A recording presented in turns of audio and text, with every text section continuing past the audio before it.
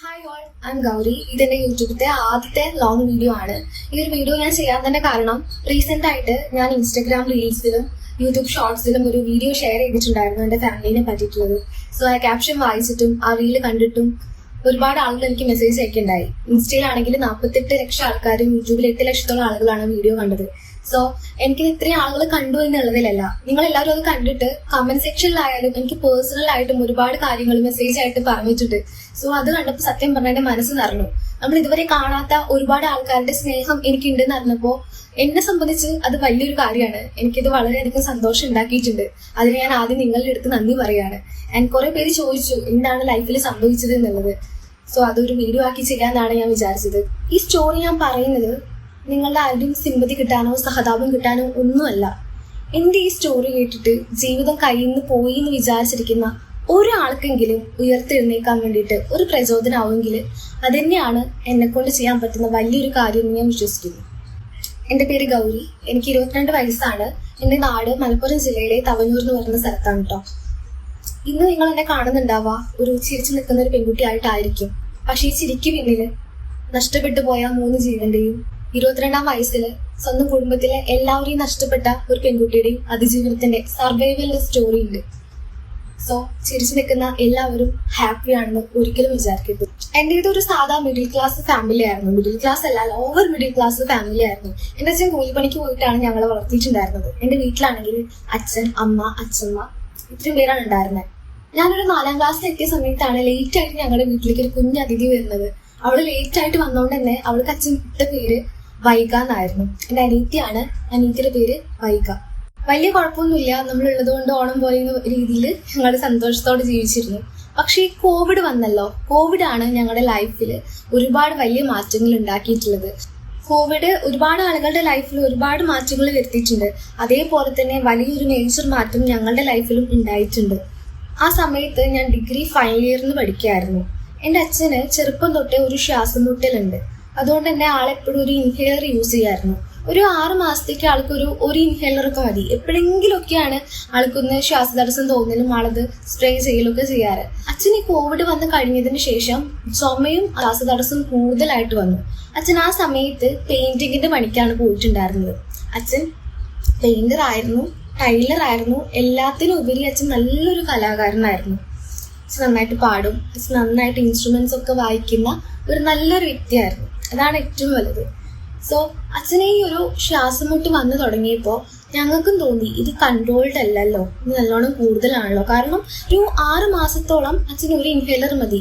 ആ അച്ഛന് ഒരു മാസത്തിൽ 2-3 ഇൻഹേലർ യൂസ് ചെയ്യേണ്ട അവസ്ഥ വന്നു. അത്രയും കൂടുതൽ ശ്വാസമുട്ട് വന്നു അച്ഛനക്ക്. അപ്പൊ ഞങ്ങൾക്ക് സ്വാഭാവികമായിട്ട് നമുക്കൊരു പേടിയാവുമല്ലോ. പിന്നെ അച്ഛൻ കഫ് ചെയ്യുന്നതിൽ തന്നെ ചെറുതായിട്ട് ബ്ലഡിന്റെ സ്ട്രെയിനും കാണാൻ തുടങ്ങി. അപ്പൊ ഞങ്ങൾക്ക് നല്ലോണം പേടിയായി. സോ ഞങ്ങൾ വേഗം കാണിച്ചത് തൃശ്ശൂർ മെഡിക്കൽ കോളേജിലായിരുന്നു. ആ സമയത്താണ് ശരിക്കും എനിക്ക് എന്റെ ലൈഫിലെ പല കാര്യങ്ങളും എനിക്ക് മനസ്സിലായത്. ഞാൻ വിചാരിച്ചിരുന്നത് നമ്മുടെ ഫാമിലി, ഫ്രണ്ട്സ് എല്ലാവരും നമ്മളെ കൂടെ ഉണ്ടാവും എന്നുള്ളത്. നമുക്കൊരു പ്രശ്നം വന്നു കഴിഞ്ഞാൽ ആരും ഉണ്ടാവില്ല. കാരണം എന്റെ അച്ഛൻ അവിടെ ബൈസ്റ്റാൻഡർ ആയിട്ട് നിൽക്കാൻ വേണ്ടിയിട്ട്, എന്റെ അച്ഛൻ അവിടെ ഹോസ്പിറ്റലിൽ 13 ദിവസമാണ് കിടന്നത് അഡ്മിറ്റ് ആയിട്ട്. ബൈസ്റ്റാൻഡർ ആയിട്ട് നിൽക്കാൻ ഒരാൾ പോലും ഉണ്ടായിരുന്നില്ല. എന്റെ അമ്മയ്ക്ക് 2ാമത്തെ പ്രഗ്നൻസിയിൽ, എന്റെ അനിയത്തി ഉണ്ടായിരുന്ന ആ പ്രഗ്നൻസിയിൽ ഡയബറ്റീസ് വന്നിട്ടുണ്ടായിരുന്നു. ഈ ഡയബറ്റീസ് ആദ്യത്തെ ഒരു 5-6 വർഷമൊക്കെ കൺട്രോൾഡ് ആയിട്ട് പോയി. പക്ഷെ പിന്നീട് അതൊട്ടും കൺട്രോൾഡ് അല്ലാതാവുകയും അതിന്റെ ഭാഗമായിട്ട് ഒരുപാട് ഹെൽത്ത് ഇഷ്യൂസ് അമ്മയ്ക്ക് ഉണ്ടാവുകയും ചെയ്തിരുന്നു. അതിന്റെ ഒരു ഭാഗമായിട്ട് തന്നെ അമ്മയ്ക്ക് കാലം എപ്പോഴും നീര് വരുമായിരുന്നു. സോ അതുകൊണ്ട് അമ്മയ്ക്ക് വലിയ വലിയ ജോലികൾ ചെയ്യാനോ ഒരു ഹോസ്പിറ്റലിൽ വന്ന് നിൽക്കാനോ കൂടുതൽ ട്രാവൽ ചെയ്യാനോ ഒന്നും പറ്റില്ല. സോ ആകെ അവിടെ അച്ഛനെ നോക്കാൻ പറ്റുന്ന ഒരാൾ ഞാൻ മാത്രമാണ്. നമുക്ക് ഒരുപാട് റിലേറ്റീവ്സ് ഉണ്ട്, ഫാമിലി ആയിട്ട് ഫ്രണ്ട്സ് ആയിട്ട് ഒരുപാട് ആൾക്കാരുണ്ട്, അച്ഛനായാലും അമ്മേന്റെ സൈഡിലായാലും. പക്ഷെ ആരും വന്നില്ല. അന്ന് എനിക്ക് 18 വയസ്സാണ്. ഞാനാണ് എൻ്റെ അച്ഛൻ്റെ കൂടെ മെഡിക്കൽ കോളേജിൽ നിന്നത്. ഞാൻ ഒറ്റയ്ക്ക്, വേറൊരാളും ഇല്ല. സത്യം പറഞ്ഞാൽ നമുക്ക് എവിടെ നിന്നാണ് ഈ ധൈര്യം കിട്ടുന്നതെന്നൊന്നും എനിക്ക് പറഞ്ഞു തരാൻ അറിയില്ല. ആ ഒരു സമയത്ത് നമുക്ക് വേറൊരു വഴിയില്ല. സോ നമ്മളിത് ചെയ്യണം. നമ്മൾ ചെയ്തില്ലെങ്കിൽ നമ്മുടെ അച്ഛന് വേണ്ടിയിട്ട് ആരാ ചെയ്യാനുള്ളത്? ആ ഒരു കാര്യമാണ് ഞാനന്ന് ചിന്തിച്ചത്. സോ അത്രയും വലിയൊരു മെഡിക്കൽ കോളേജിൽ ഒരുപാട് പ്രൊസീജിയേഴ്സ് ഉണ്ട്.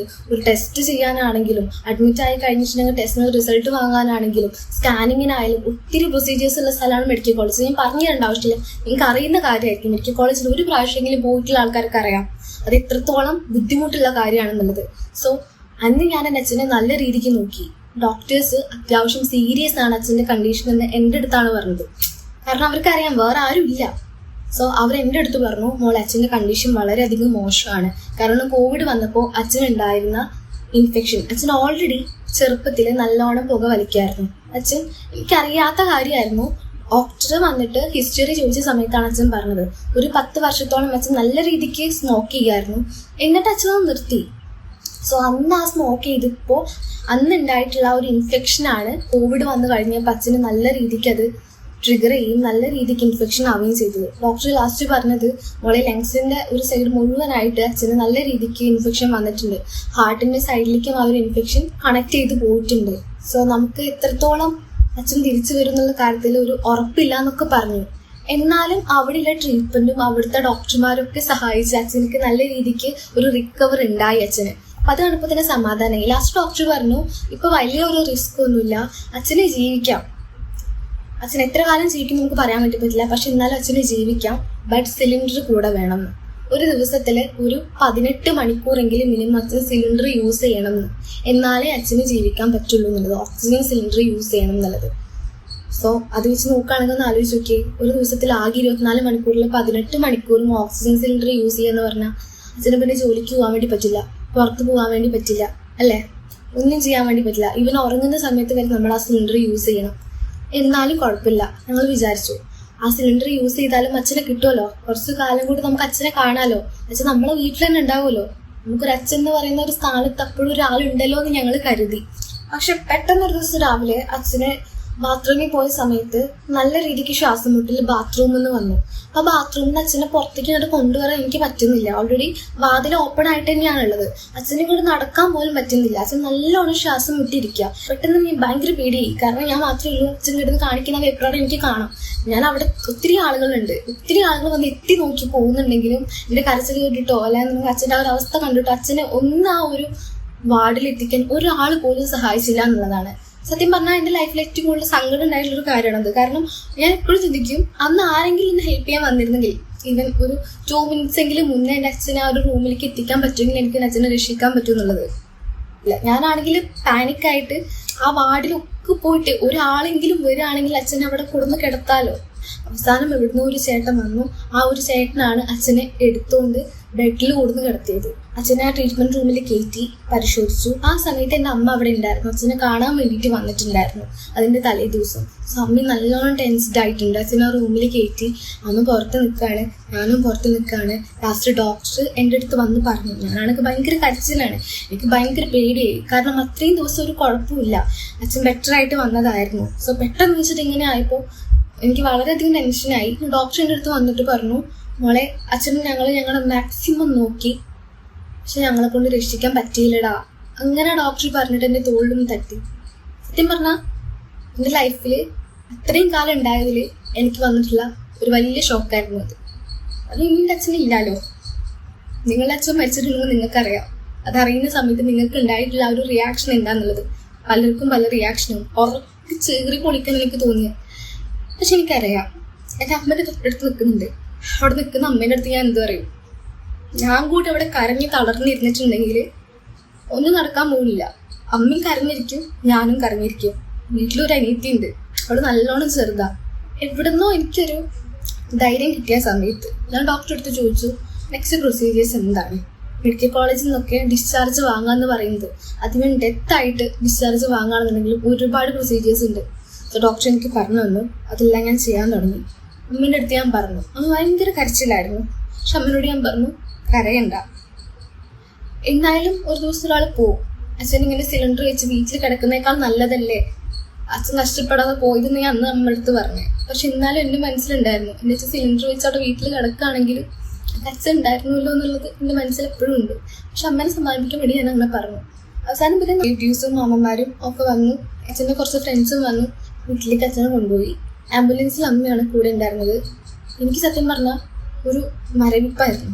അച്ഛനെ ഞാൻ റൂമിൽ കയറി കണ്ടപ്പോൾ അച്ഛൻ എപ്പോഴും കയ്യിലിടുന്നൊരു വളയുണ്ട്. ആ ഡോക്ടർ പറഞ്ഞു അതൊക്കെ എടുത്ത് മാറ്റണം. അതേപോലെ തന്നെ ഞാൻ ഭയങ്കര ദൈവവിശ്വാസമായിരുന്ന സമയത്ത് ഞാൻ ഡിഗ്രി പഠിച്ചത് ചാലക്കുടി സാക്രഡ് ഹാർട്ട് കോളേജിലാണ്. സോ അവിടുത്തെ ചാപ്പലിൽ പോയിരുന്ന് പ്രാർത്ഥിക്കുമ്പോഴും അവിടുത്തെ കൊന്ത ചൊല്ലുമ്പോഴും എനിക്ക് കിട്ടിയിരുന്ന ഒരു എനർജി ഉണ്ടായിരുന്നു. സോ അച്ഛന് തലേ ദിവസം എല്ലാ ദിവസവും രാത്രി ഞാൻ അച്ഛൻ്റെ കയ്യിൽ ആ കൊന്തയിട്ട് കൊടുത്തിട്ടാണ്, ഞാൻ കൊന്ത ചൊല്ലിയിട്ട് അച്ഛൻ ആ കൊന്തയിട്ട് കൊടുത്തിട്ടാണ് ഞാൻ ഉറങ്ങാറുള്ളത്. സോ അതേപോലെ തന്നെ അന്നും ഞാൻ ചെയ്തിട്ടുണ്ടായിരുന്നു. അപ്പോൾ ഡോക്ടറിൻ്റെ അടുത്ത് പറഞ്ഞു അച്ഛൻ്റെ കയ്യിലുള്ള വളയും അച്ഛൻ്റെ കൊന്തി മാറ്റണം എന്ന് പറഞ്ഞു. ഞാൻ പോയി. അച്ഛനെ കിടക്കുകയാണ്. വീട്ടിൽ ഒരു 10 മിനിറ്റ് ആയിട്ടുള്ളൂ അച്ഛൻ മരിച്ചിട്ട്. അച്ഛൻ്റെ കൈ പോയി തൊട്ട് നോക്കി, നല്ലോണം തണുത്തിട്ടുണ്ട്. അച്ഛൻ്റെ വള ഊരി, അച്ഛൻ്റെ കയ്യിലുണ്ടായിരുന്ന കൊന്തി ഊരി, അച്ഛനെ നെറ്റിയിലൊരു ഉമ്മ കൊടുത്തു. ആ സമയത്ത് ഞാൻ ആഗ്രഹിച്ചിരുന്നു ഇനിയൊരു ജന്മം ഉണ്ടെങ്കിൽ എൻ്റെ അച്ഛനെ തന്നെ എനിക്ക് കിട്ടണം എന്നുള്ളത്. കാരണം സത്യമായിട്ടും എനിക്ക് എൻ്റെ അച്ഛനെ സ്നേഹിച്ചിട്ട് ഒരു തീർച്ചിട്ടായിരുന്നില്ല. എൻ്റെ ലൈഫിൽ ഞാൻ ഏറ്റവും കൂടുതൽ സ്നേഹിച്ചിട്ടുള്ള ഒരാളുണ്ടെങ്കിൽ അതെൻ്റെ അച്ഛനായിരുന്നു. എനിക്ക് ഒരുപാട് ഇഷ്ടമായിരുന്നു. ഒരു അച്ഛൻ മോൾ എന്നതിനേക്കാൾ ഉപരി ഞങ്ങൾ ബെസ്റ്റ് ഫ്രണ്ട്സിനെ പോലെയായിരുന്നു. അച്ഛൻ്റെ ചെറുപ്പത്തിലുണ്ടായിട്ടുള്ള ഒരുപാട് കഥകൾ അച്ഛൻ എനിക്ക് പറഞ്ഞു തന്നിട്ടുണ്ട്. എൻ്റെ ലൈഫിൽ ഉണ്ടായിട്ടുള്ള ഒരുപാട് കാര്യങ്ങൾ, ഈവൻ അച്ഛന്മാരുടെ അടുത്ത് പിള്ളേർ പറയാത്ത കാര്യങ്ങൾ വരെ ഞാൻ അച്ഛനോട് ഷെയർ ചെയ്യായിരുന്നു, ലൈക്ക് ബെസ്റ്റ് ഫ്രണ്ട് എന്നുള്ള പോലെ. സോ എനിക്ക് ഏറ്റവും ഇഷ്ടം അച്ഛനായിരുന്നു അമ്മേനേക്കാൾ കൂടുതൽ. എന്നെ വല്ലാണ്ട് ഒലിച്ചൊരു സംഭവമാണത്. അങ്ങനെ അച്ഛൻ്റെ ബോഡി വീട്ടിലെത്തി. അച്ഛൻ്റെ ബോഡി വീട്ടിലെത്തിയതിന് ശേഷമാണ് ഞാൻ വീട്ടിലെത്തുന്നത്. എന്നെ പിടിക്കാൻ ഒരുപാട് ആൾക്കാർ വന്ന് നിൽക്കുന്നുണ്ട്. കാരണം ഞാൻ ഓവറായിട്ട് റിയാക്ട് ചെയ്യും, പൊട്ടിത്തെറിക്കും, എന്തൊക്കെയോ പിച്ചും വേഗം വിളിച്ച് പറയുന്ന പ്രതീക്ഷ കൊണ്ട് എന്നെ ഹെൽപ്പ് ചെയ്യാൻ വേണ്ടി കുറേ ആൾക്കാർ നിൽക്കുന്നുണ്ട്. പക്ഷെ അതൊന്നും ചെയ്തില്ല. ഞാൻ പറഞ്ഞില്ലേ, എന്തോ ഒരു മരവിപ്പാണ് അച്ഛൻ മറ്റു സമയത്ത് എനിക്കുണ്ടായത്. പള്ളി ഞാൻ ചെന്ന് നോക്കുമ്പോൾ അച്ഛനെ കിടത്തിയിട്ടുണ്ട്, അമ്മി അനിയത്തി എടുത്തിട്ടുണ്ട്. ആ സമയത്ത് എൻ്റെ അനിയത്തിൻ്റെ അടുത്തൊരു കാര്യം ചോദിച്ചു. അവൾ ഉറക്കക്കറിയാ, അവൾ ചെറുതാണെന്ന്, അവളന്ന് LP ക്ലാസ്സിൽ പഠിക്കുക. അവളോട് ചോദിച്ചു, ചേച്ചി നമുക്ക് ഇനി ആരാ ഉള്ളേ? ഞാനതൊന്നുമല്ല, വെറും 18 വയസ്സും ജസ്റ്റ് ഒരു BSc സുവോളജി ഡിഗ്രി പഠിച്ചുകൊണ്ടിരിക്കുന്ന കുട്ടിയാണ് ഞാൻ. എനിക്ക് എവിടുന്ന ഒരു ധൈര്യം വന്നതെന്ന് എനിക്കറിയില്ല. ഞാൻ അവളുടെ അടുത്ത് പറഞ്ഞു,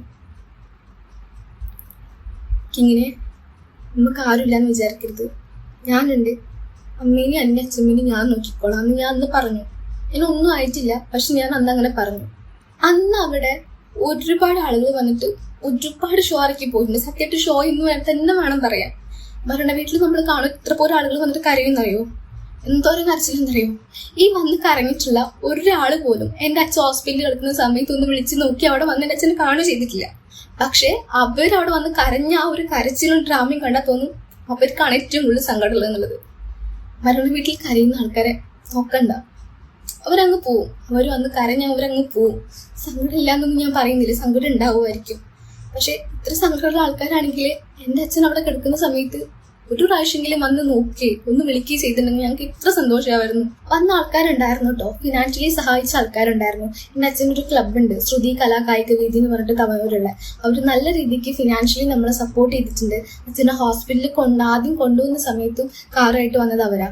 പിന്നെ സ്ഥിരമായിട്ട് എന്നും മെഡിക്കൽ കോളേജ് ഹോസ്പിറ്റലിൽ വന്നിരുന്ന ഒരാളുണ്ടായിരുന്നു, ഒരേ ഒരാൾ. എനിക്കൊരു ലവ് റിലേഷൻ ഉണ്ടായിരുന്നു. സോ എനിക്ക് ആ നാട്ടിൽ തന്നെ ഉള്ളൊരു ചേട്ടനായിരുന്നു. എനിക്കൊരു ഇഷ്ടമാണെന്നുള്ളത് അവരുടെ വീട്ടുകാർ തന്നെ അച്ഛനടുത്ത് വന്ന് പറഞ്ഞപ്പോൾ ഞാനത് പറഞ്ഞ് ഉറപ്പിച്ച് വെച്ചിട്ടുണ്ടായിരുന്നു. ഇതിൽ ജോലിയൊക്കെ ആയി കഴിഞ്ഞിട്ട് നമുക്ക് കല്യാണം നടത്താമെന്നുള്ളത്. സോ ആ ചേട്ടൻ എന്നും വരായിരുന്നു. ആളുടെ പേര് ശ്യാംജിത്ത് എന്നാണ്. ആൾ എന്നും വരായിരുന്നു. അച്ഛന് ഭയങ്കര സന്തോഷമായിരുന്നു അതിൽ. കാരണം അച്ഛനൊരു ആൺകുട്ടിയില്ല. സോ ആളിനെ അച്ഛൻ്റെ ഒരു മൂത്ത മോനെ പോലെയാണ് കാണുന്നതെന്ന് അച്ഛൻ എപ്പോഴും പറയായിരുന്നു. അപ്പൊ ഇന്ന് വരുമ്പോൾ അച്ഛൻ ഭയങ്കര സന്തോഷമായിരുന്നു.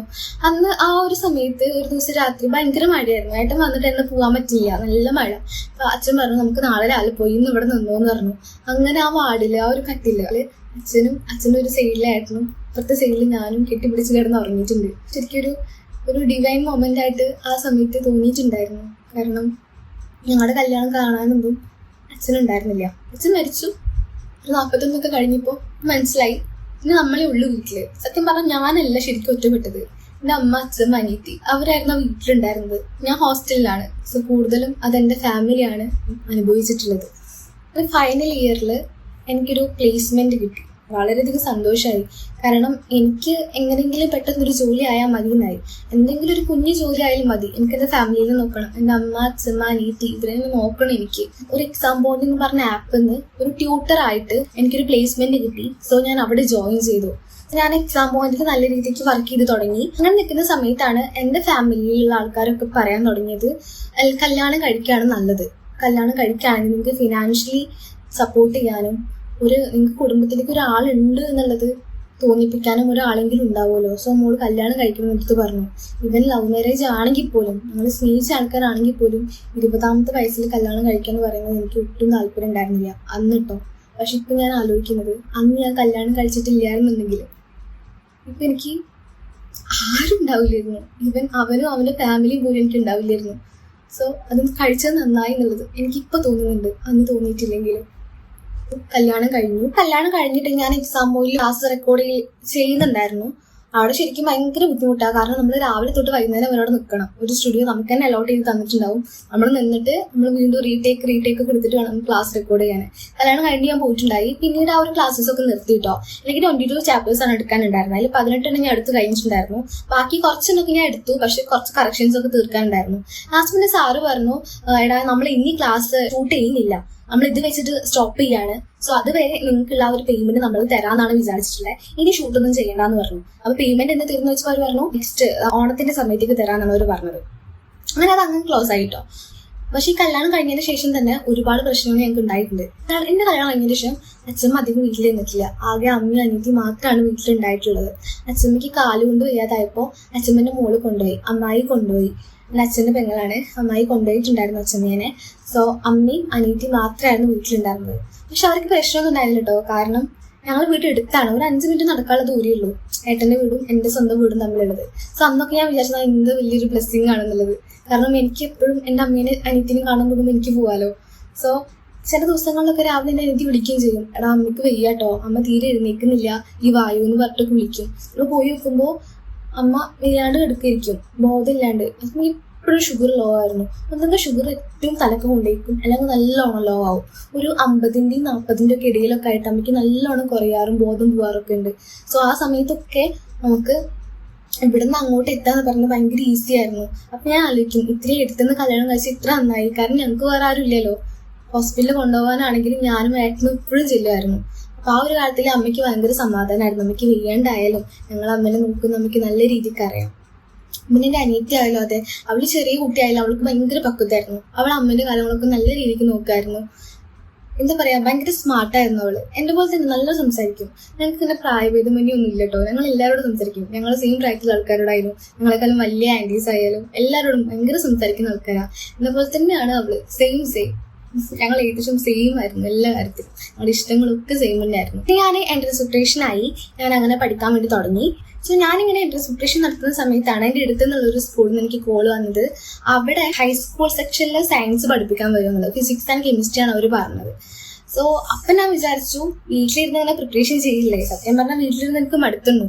അപ്പോൾ ഞാൻ വിചാരിച്ചു എന്തുകൊണ്ടും നല്ലതാണ്. കാരണം എനിക്ക് എൻട്രൻസ് എക്സാമിലുള്ള സബ്ജക്റ്റുകളാണ് ഫിസിക്സ് ആൻഡ് കെമിസ്ട്രി. എനിക്ക് കാൽക്കുലേഷനൊക്കെ കുറച്ച് പിന്നിലാണ്, ഞാൻ പെട്ടെന്ന് കാൽക്കുലേറ്റ് ചെയ്യാനൊക്കെ ഫിസിക്സിലൊക്കെ പ്രോബ്ലംസ് ഒക്കെ വരുന്ന സമയത്ത്. സോ ഞാൻ വിചാരിച്ചു സ്കൂളിലേക്ക് പോവുകയാണെങ്കിൽ എനിക്ക് പഠിക്കാനുള്ള അതേ സബ്ജക്റ്റ് തന്നെയാണ് ഞാൻ പഠിപ്പിക്കുന്നത്, അതും ഹൈസ്കൂളാണ് പഠിപ്പിക്കുന്നത്. സോ എന്തുകൊണ്ടും എന്നെ ഇത് കൂടുതൽ ഹെൽപ്പ് ചെയ്യുള്ളൂ.